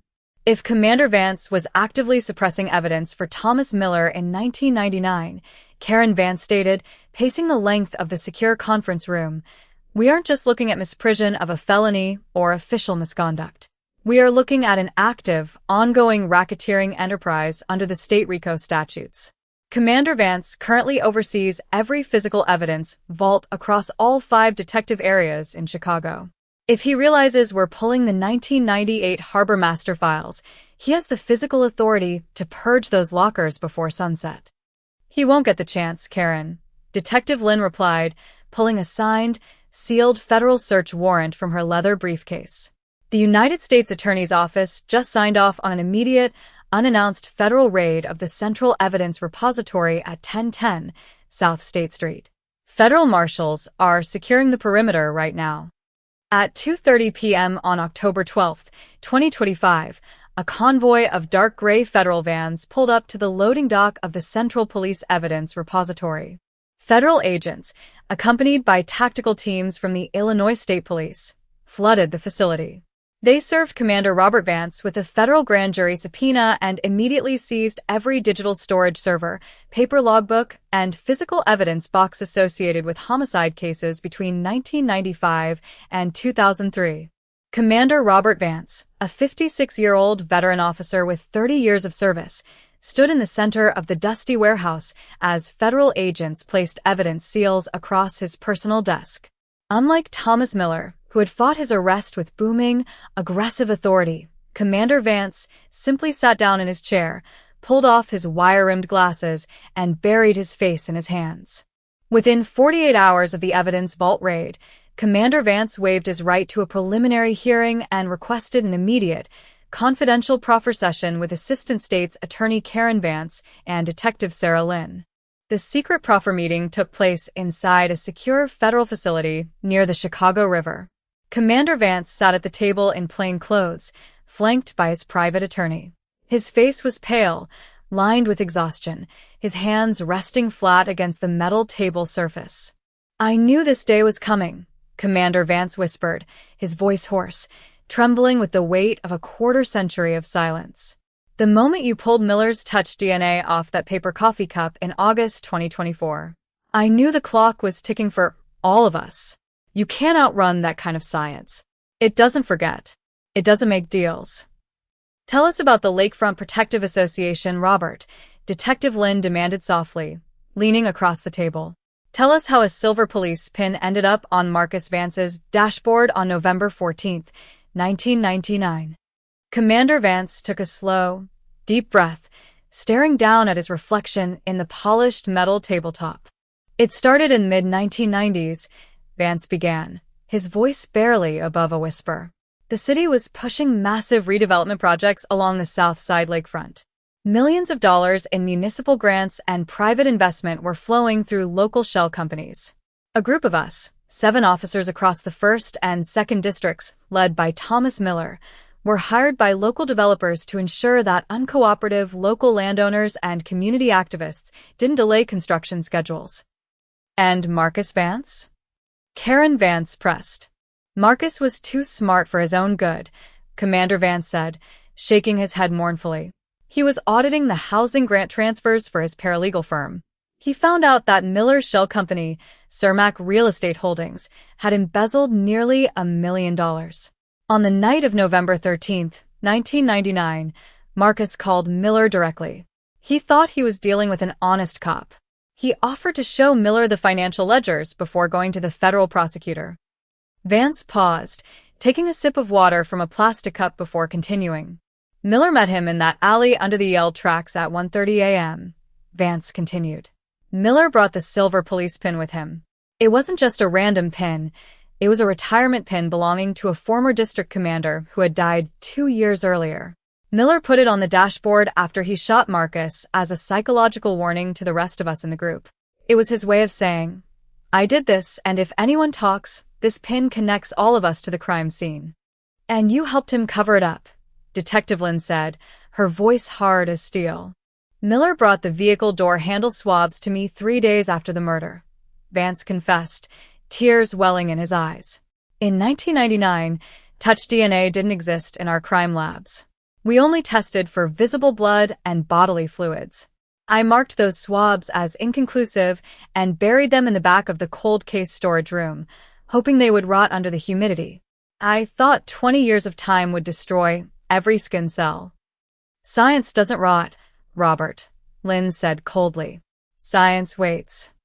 Commander Vance's comprehensive confession delivered the final, fatal blow to the remaining remnants of the 1990s police corruption network.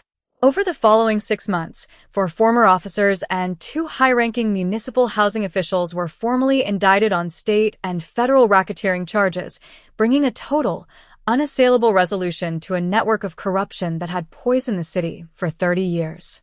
Meanwhile, the global scientific revolution launched by the Oakhaven Protocol and the Miller conviction was accelerating at a staggering pace. By early 2026, the Clara Mercer National Forensic Database, named in honor of the small-town Ohio teacher whose cold case murder had pioneered the deep-read 600X genomic sequencing methodology, was officially brought online by the Federal Bureau of Investigation. The high-speed network linked over 500 municipal, state, and federal crime laboratories into a single, unified computational matrix. In its first 6 months of operational testing, the Clara Mercer database achieved miraculous results. Over 400 unsolved homicides, sexual assaults, and unidentified missing persons cases dating from 1970 through 2010 were successfully matched to single-source genomic profiles across North America. On a cold, clear afternoon in May 2026, Detective Sarah Lynn and Dr. Elizabeth Vance were invited to present their landmark research at the International Association of Forensic Sciences Summit in Geneva, Switzerland. Before an audience of 2,000 leading geneticists, forensic pathologists, and chief prosecutors from over 70 nations, Dr. Vance displayed the original comparative genomic overlay screen from August 2, 2024. The exact digital image that had matched Thomas Miller's living saliva from the paper coffee cup to the 25-year-old touch DNA recovered from Marcus Vance's sedan door handle. What we demonstrated in the Vance-Miller investigation, Dr. Elizabeth Vance declared to the International Assembly, her voice echoing through the massive auditorium, is that human skin cells are not merely transient biological residue. They are immutable, eternal historical records. Every time an offender touches an object, grips a door handle, or presses his lip against a cup, he writes his complete genetic identity into the physical structure of our world. When Detective Sarah Lynn stepped up to the podium, she brought with her a small, framed photograph of Marcus Vance taken during his university graduation in 1997. She placed the photograph on the podium beside the microphone. For 25 years, Detective Lynn addressed the global assembly. The man who murdered Marcus Vance wore a gold star badge on his chest. He stood before press cameras, gave speeches on law enforcement ethics, and believed that time had granted him total immunity. But he was fighting against an enemy he could neither bribe, intimidate, nor destroy. He was fighting against the microscopic truth of his own existence. Lynn looked out at the sea of international scientists and investigators. To every investigator in this room who is currently staring at a cold case folder that has sat dark for 20, 30, or 40 years, Lynn concluded, her voice ringing clear and resolute. Do not close the box. Do not let the file rot. The technology is here. The algorithms are ready. The physical world remembers every crime, and justice will always have the final word. The auditorium erupted into a standing ovation that lasted for nearly 5 minutes. Back in Chicago, as the sun began to set over the blue waters of Lake Michigan, Elena Vance walked slowly through the quiet Memorial Plaza on the south side. The young maple trees planted the previous spring were now full of lush, vibrant green leaves, casting soft shadows across the hand-carved granite bench dedicated to her brother. She sat down on the stone bench, pulling a small leather-bound journal from her purse. Inside were handwritten notes she had kept during every day of the trial, every press conference, and every scientific briefing over the past 2 years. On the final page of the journal, beneath the photograph of her brother Marcus smiling in his paralegal office, Elena wrote 3 final sentences in dark blue ink. The darkness lasted for 25 years. The truth took only 5 skin cells. Rest in peace, Marcus. You are finally free. She closed the journal, held it tightly against her chest, and looked up at the sky. A gentle, warm lake breeze swept through the plaza, rustling the green leaves of the maple trees, carrying away the last remaining traces of a quarter-century shadow. The story of the 1999 Chicago cold case was complete. The killer was in a concrete cell, the corruption was exposed, the science was enshrined in human history, and the memory of Marcus Vance shone brightly as an eternal, unshakable light, a timeless symbol that no lie can endure, no power can protect a killer, and the truth will forever remain victorious against the night. By the summer of 2026, the international legal and forensic landscape had undergone a radical, irreversible transformation. What had begun as a quiet, covert cold case re-examination inside a windowless office at 35th and Michigan in Chicago, unmasking former Deputy Chief Thomas Miller through 600x deep-read single nucleotide polymorphism, SNP genomics, had officially touched off a worldwide forensic renaissance.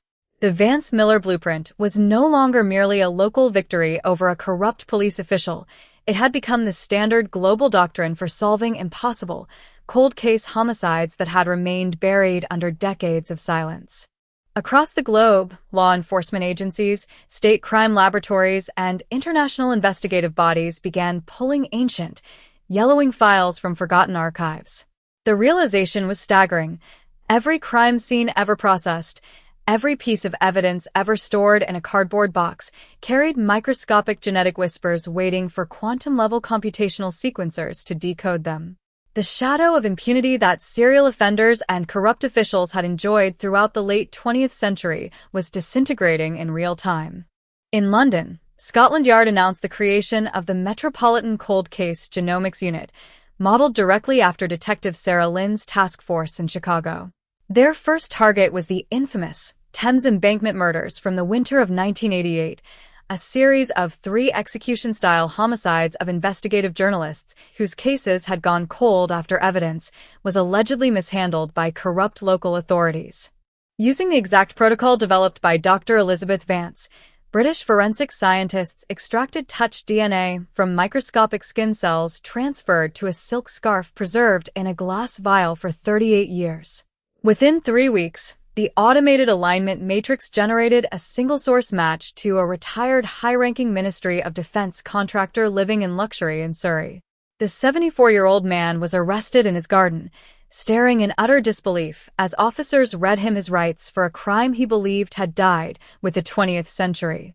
In Tokyo, the National Police Agency reactivated the file of a 1994 political assassination in the Ginza district, a case where a reformist municipal councillor was shot inside his locked vehicle. For 32 years, the primary physical clue was a discarded pair of leatherwork gloves found 3 blocks from the scene, which primitive 1990s forensic testing had declared devoid of usable blood or fluid samples. Japanese forensic specialists shipped the preserved leather fibers to the Illinois State Police Forensic Science Center in Chicago for ultra-deep sequencing. Working alongside Dr. Vance, technicians isolated 4 microscopic epithelial cells embedded within the interior thumb lining of the left glove. The resulting SNP profile was cross-referenced through international genetic genealogy databases, linking the execution directly to a former high-ranking organized crime figure who had lived for 3 decades under a falsified identity in Hokkaido. Back in Chicago, the impact of the Vance-Miller conviction continued to reshape the city's legal and civic identity. The brick alleyway beneath the elevated rail tracks on the south side, where 24-year-old Marcus Vance had taken his last breath on that freezing November night in 1999, was officially decommissioned as a vehicular passage by the Chicago City Council. In its place, the city constructed the Marcus Vance Memorial Park and Legal Justice Center. The sanctuary featured a striking, modern glass pavilion housing a public research library, legal aid clinics for low-income residents, and a state-of-the-art forensic training facility operated in partnership with the University of Illinois Chicago. At the center of the park stood a towering, 12-foot bronze sculpture depicting a pair of hands holding open a book, from which a brilliant beam of light shone upward into the night sky. Inscribed around the circular granite base were the names of all 34 cold case victims whose murders had been solved across the state of Illinois as a direct consequence of the physical evidence unsealed during the Marcus Vance investigation. On a warm, humid evening in July 2026, Detective Sarah Lynn sat on a bench inside the park, watching young law students and community members walk through the lit pathways of the pavilion. Beside her sat Elena Vance, holding a cup of iced tea, her face reflecting the warm ambient lights of the legal center. "I come here almost every evening, Sarah," Elena said softly, her voice filled with a serene, reflective warmth. "For 25 years, whenever I closed my eyes, I could only picture the cold brick walls, the flashing blue lights, and the wet snow in that alley. I pictured my brother alone in the dark, surrounded by people who were supposed to protect him but were actually conspiring to bury him." She looked up at the glowing bronze sculpture. "Now, when I think of Marcus, I see this," Elena continued, tears of quiet gratitude glinting in her eyes. "I see young people studying law under his name. I see families from across the world finding answers because his case refused to die. Thomas Miller tried to erase my brother's life with a single bullet, but Marcus ended up changing the world." "Thomas Miller thought he was an author of history, Elena," Detective Lynn replied gently, looking at the illuminated pavilion. "He thought because he wore gold stars on his shoulders and controlled the evidence lockers, he could write the final chapter of Marcus's story. But corruption is always short-sighted. It forgets that physical truth is woven into the very atoms of the universe. Miller didn't write the ending, Marcus did." Despite the global celebration of justice, the psychological aftermath of the case remained a dark, heavy reality inside the walls of the Stateville Correctional Center.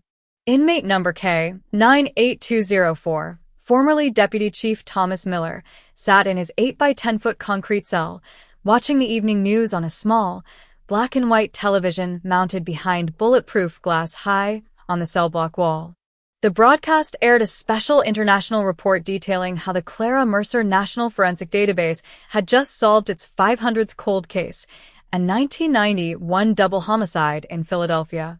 On the screen, news anchors displayed high-resolution graphics showing the 600x genomic sequencing pipeline, explicitly crediting the historical prosecution of the state of Illinois versus Thomas Miller as the foundational legal and scientific turning point of modern criminal justice.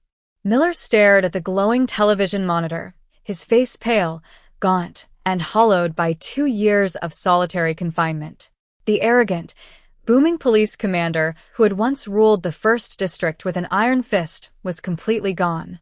His eyes were sunken, his hands shook with a permanent, neurological tremor, and his once booming voice had faded into a faint, raspy breath. He reached down to the small wooden stool beside his steel cot, picking up a dog-eared folder containing his latest federal habeas corpus appeal, a frantic, 400-page legal petition prepared by court-appointed public defenders claiming that his Fourth Amendment rights had been violated during the surreptitious coffee cup collection at the Riverfront Hotel in August 2024. He knew, with terrifying, absolute certainty, that the appeal was dead on arrival. Every state and federal appellate court in the United States had cited the Miller precedent as settled, unassailable law. There were no political favors left to call, no corrupt precinct partners left to clear evidence lockers, and no high-priced defense attorneys willing to represent him. He was trapped in an absolute, mathematical prison built out of his own biological cells. A heavy metallic click echoed down the cell block tier as a corrections officer stepped up to the narrow observation window of Miller's cell door. "Mail call, Miller," the officer said coldly, sliding a single white envelope through the narrow food slot before walking away. Miller stood up slowly, his leg irons clanking against the cold concrete floor, and picked up the envelope. It bore no return address, only a postmark from the south side of Chicago. Inside was a single printed photograph. It showed the newly dedicated Marcus Vance Memorial Park beneath a bright summer sky, filled with children playing and law students reading on the granite benches. Printed across the bottom of the photograph in neat, elegant lettering was a simple quote from Marcus Vance's final 1999 research journal. "Power can buy silence for a season, but the truth belongs to time." Miller held the photograph in his trembling hands for a long, agonizing moment. He didn't tear it up. He didn't throw it in the stainless steel toilet. He simply set it on the small shelf beside his steel cot, sat down on his thin mattress, and stared at the image until the cell block lights were killed for the night at 10 o'clock. In the dark, surrounded by the cold concrete walls of Stateville, the disgraced former deputy chief listened to the distant hum of the highway outside the perimeter fences. He knew that for the rest of his natural life, through every winter chill and every summer heat wave, he would wake up in this same dark cell, haunted not by phantom ghosts or political enemies, but by the microscopic truth he had left behind on a gray sedan door handle 27 years earlier. The city of Chicago had moved on, redeemed and reborn from the ashes of its darkest era. The blue wall of silence had been shattered, replaced by an unyielding culture of scientific accountability and civic transparency. And across the vast, expanding horizons of global justice, the story of Marcus Vance, Detective Sarah Lynn, and the silver police pin remained as an immortal, glowing truth, a narrative that proved for all time that no matter how deep the murder is buried, no matter how powerful the killer, and no matter how many years pass in the dark, the truth will always rise, speak, and prevail. By the late autumn of 2026, the psychological impact of the Marcus Vance conviction had radiated far beyond the municipal boundaries of Chicago, sparking a profound structural overhaul within federal law enforcement agencies across the United States. Inside the Quantico headquarters of the Federal Bureau of Investigation, the Behavioral Analysis Unit and the Forensic Science Division established the National Cold Case Genomic Task Force, a high-tech investigative command center designed to utilize the 600X deep-read single nucleotide polymorphism (SNP) sequencing protocols perfected during the Thomas Miller prosecution. At the epicenter of this national movement stood the newly expanded Clara Mercer National Forensic Database. No longer merely an experimental network, the system had evolved into a real-time, quantum-powered computational matrix connecting state crime repositories from coast to coast. For decades, serial offenders, rogue enforcement officers, and corrupt public officials had relied on geographic isolation, jurisdictional friction, and the natural degradation of biological samples to outrun the law. Now, those artificial barriers were evaporating into thin air. In early November 2026, a high-profile case emerged from the Pacific Northwest that would serve as the ultimate proving ground for the national expansion of the Vance-Miller methodology. In October 1996, 3 years before Marcus Vance was executed in Chicago, a brilliant 28-year-old investigative journalist named Elena Rostova had vanished from her apartment in downtown Seattle. Rostova had been actively investigating illicit land deals and money laundering operations tied to timber rights along the Puget Sound, involving a web of shell corporations, local port commissioners, and corrupt regional law enforcement figures. Her vehicle was discovered 2 weeks after her disappearance, abandoned near an isolated logging road in King County. Inside the car, investigators found a scene eerily reminiscent of the Marcus Vance homicide. Her personal research notes were missing, the interior door panels were wiped clean, and no blood or struggle was evident. For 30 years, the Elena Rostova disappearance remained one of Washington state's most notorious unsolved cold cases. Original investigators suspected foul play by powerful regional interests, but without a body, a weapon, or actionable physical evidence, the investigation withered away into damp cardboard boxes stored in a basement vault at the King County Sheriff's Office. In mid-2026, inspired by Detective Sarah Lynn's success in Chicago, a young lead investigator in Seattle, Detective Michael Torres, formally requested access to the Clara Mercer database. Detective Torres retrieved the original 1996 physical evidence locker from storage. Among the few preserved items was a small, plastic steering wheel lock that had been clamped to Rostova's vehicle at the time of her disappearance.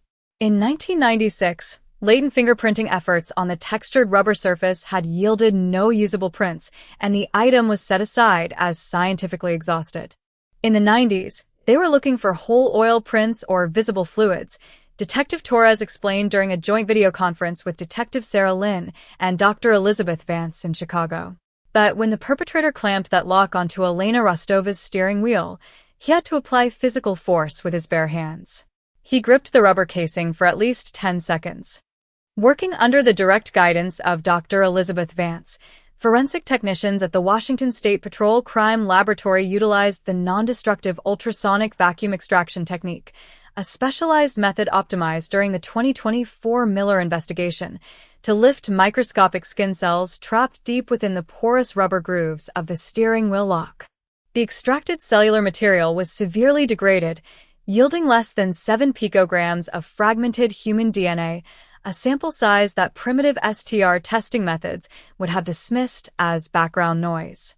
But when processed through the 600X deep read alignment pipeline, the supercomputer aligned over 1.8 million single nucleotide polymorphisms over 48 hours of automated processing. On November 18, 2026, the Clara Mercer database illuminated with a definitive, single-source match. The genomic profile did not belong to a local street criminal or a random vagrant.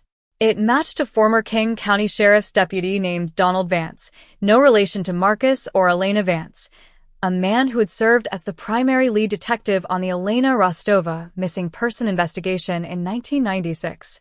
Donald Vance had retired from law enforcement in 2008, moving to a secluded ranch outside Boise, Idaho, where he lived as a respected elder in his rural community. The parallels to the Chicago case were terrifying.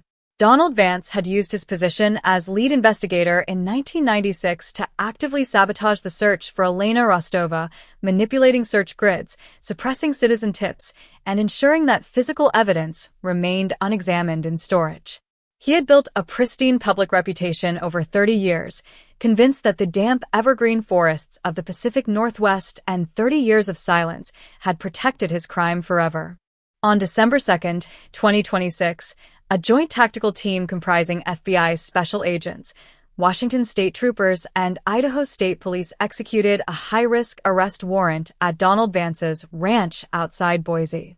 When the heavy tactical vehicles pulled up his gravel driveway, 71-year-old Donald Vance did not reach for a weapon. He stood on his front porch, wearing a heavy wool jacket, watching the federal agents fan across his lawn with submachine guns raised. Detective Michael Torres stepped forward, holding the sealed federal arrest warrant. "Donald Vance," Detective Torres declared, his voice firm and resonant against the crisp winter air, "you are under arrest for the first-degree kidnapping and murder of Elena Rostova on October 22, 1996. Donald Vance stared at the young detective, his jaw set, his eyes cold and unyielding. "You don't have a body, detective. You haven't had one for 30 years. You have nothing." Detective Torres held up a high-resolution printout of the 600X genomic alignment chart from the Clara Mercer database. "We have the rubber grip on her steering wheel lock, Donald," Torres replied softly, echoing the famous words Detective Sarah Lynn had spoken to Thomas Miller 2 years earlier in Chicago. 2 million genetic markers. Every single cell remembers.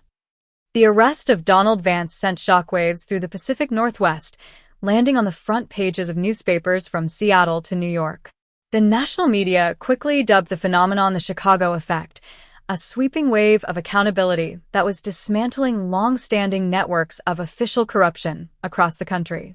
Facing the absolute, unassailable mathematical certainty of the genomic match, and aware that Thomas Miller had been sentenced to die in prison under similar evidence, Donald Vance broke down during his second interrogation session.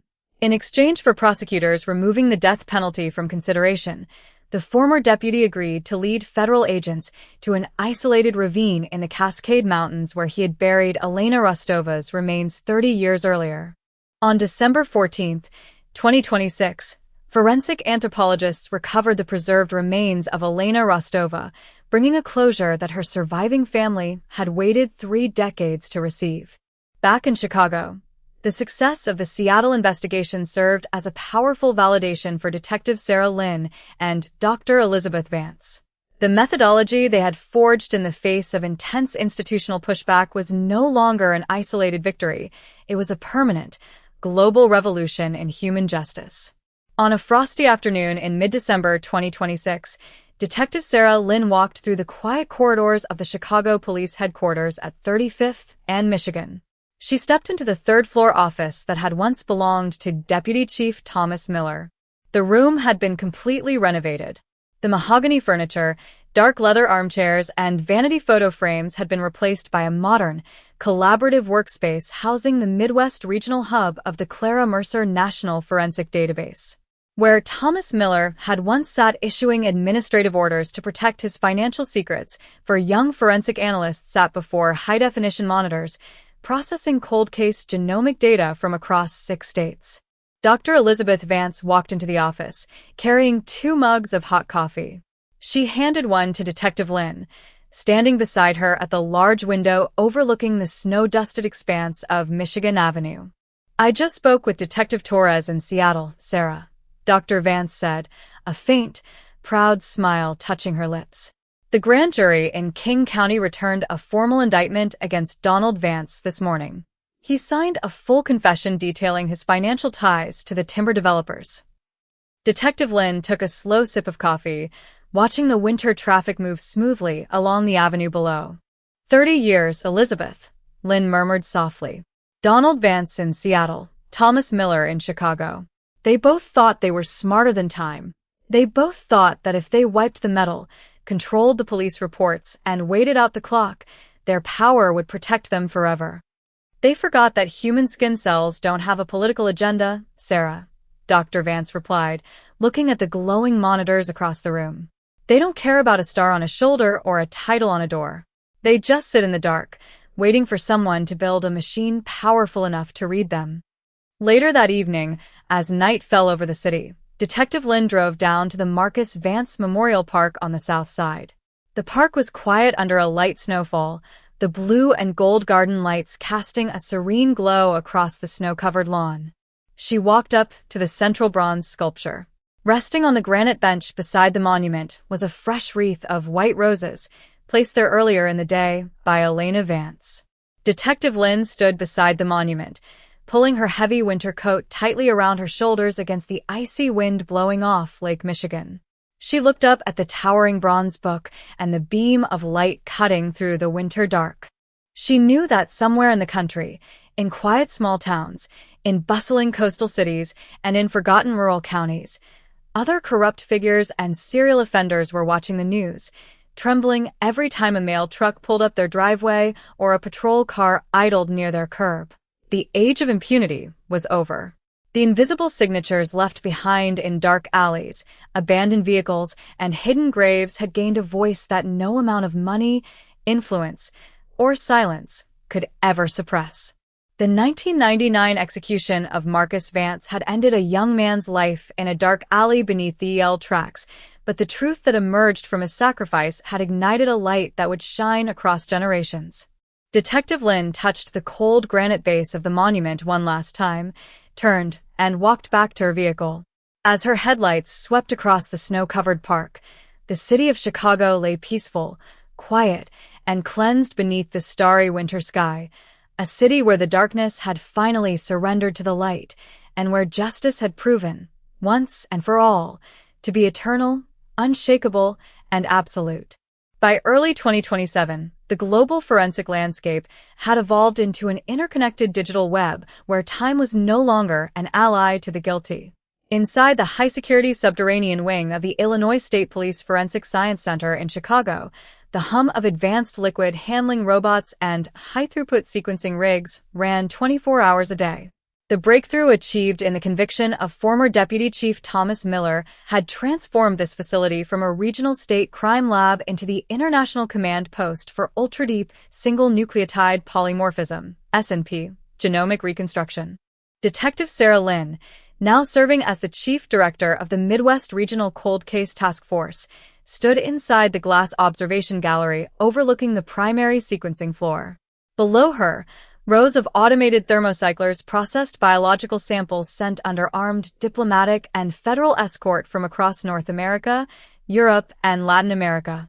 Standing beside her was Dr. Elizabeth Vance, holding a thick digital tablet displaying real-time data metrics from the Clara Mercer National Forensic Database.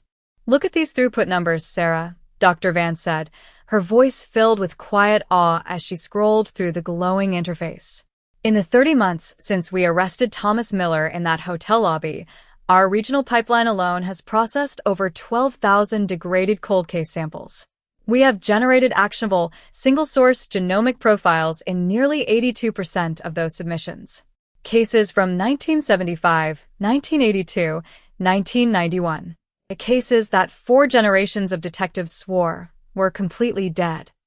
Lynn took a slow sip from her paper mug, watching a robotic arm carefully index a microplate of extracted DNA fragments. "The technology is moving faster than the court systems can handle, Elizabeth. Every time a new profile hits the National Registry, a retired detective somewhere in America gets a phone call telling him the man he chased 30 years ago wasn't a phantom." "It's not just retired detectives, Sarah," Dr. Vance added, leaning against the glass railing. "It's the men who thought they got away with murder. The ones sitting in suburban retirement homes, playing golf in Florida, or holding corporate board seats. They opened their morning newspapers, read about Thomas Miller and Donald Vance, and they know that somewhere in a sterile lab, a machine is quietly aligning their base pairs." That exact psychological terror was playing out 600 miles to the south, in the historic district of Charleston, South Carolina. Sitting on the broad, sun-drenched veranda of a restored antebellum mansion overlooking the harbor was 74-year-old Arthur Sterling Sr., the father of Thomas Miller's former lead defense attorney, Arthur Sterling Jr. Sterling Sr. was a legendary figure in Southern legal and political circles. A former state senator, former assistant attorney general, and senior founding partner of one of the most powerful corporate law firms in the Southeast, he had spent 50 years cultivating an image of aristocratic charm, philanthropic generosity, and unshakable legal authority. Yet, as the warm Atlantic breeze rustled the palmetto trees along his driveway, Arthur Sterling Sr. sat in his wicker armchair, his hands shaking so violently that his crystal glass of iced tea clinked against the wooden table. Spread across his lap were 3 national legal journals detailing the federal RICO indictments brought against the remaining members of Chicago's Lakefront Protective Association, the corrupt syndicate exposed by Commander Robert Vance's confession following Thomas Miller's conviction. On page 14 of the latest federal indictment, highlighted in yellow marker by his private legal counsel, was a single, terrifying reference to a confidential wire transfer made in August 1998. Corporate entity, Palmetto Holdings LLC, registered under the personal direction of Arthur Sterling Sr., facilitated the laundering of $1.4 million in municipal housing grant funds siphoned from the Chicago First District Development Fund. For 29 years, Sterling Sr. had believed that his high-level legal maneuvers, his political influence in Washington, and his strategic distance from the physical violence in Chicago had placed him permanently beyond the reach of criminal law. He had not pulled a trigger in a South Side alleyway. He had not stood over Marcus Vance's body. He was the refined, brilliant legal architect who had structured the offshore accounts, drafted the fraudulent land conveyance contracts, and ensured that local prosecutors kept their eyes turned away from the lakefront. He pulled a gold pocket watch from his vest, checking the time. It was 3:15 p.m. His son, Arthur Sterling Jr., the attorney who had fought so furiously to suppress the genomic evidence in courtroom 702, was scheduled to arrive for an emergency private consultation. When Sterling Jr. walked onto the veranda 20 minutes later, he looked like a man who had aged 10 years in 6 months. His dark suit was unbuttoned, his tie loosened, his eyes rimmed with red, exhausted shadows. He dropped his leather briefcase onto the floor, sat down across from his father, and pulled a sealed manila envelope from his jacket. "It's over, Dad," Sterling Jr. said, his voice flat, hollow, and utterly drained of the theatrical bravado he had displayed during the Miller trial.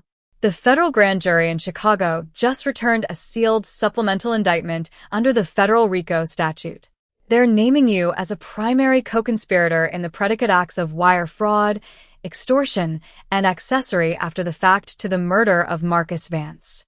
Arthur Sterling Sr. slammed his crystal glass onto the table, his face flushing dark red. Accessory after the fact to murder? That is a preposterous legal absurdity.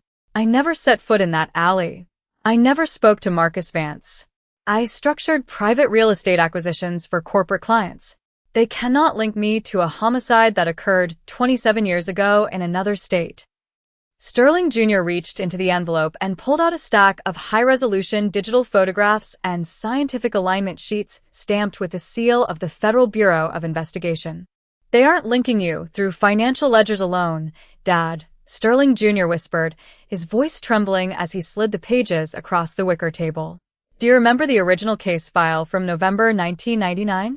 The manila folder containing the confidential municipal zoning documents that Marcus Vance was carrying on his passenger seat when he was shot.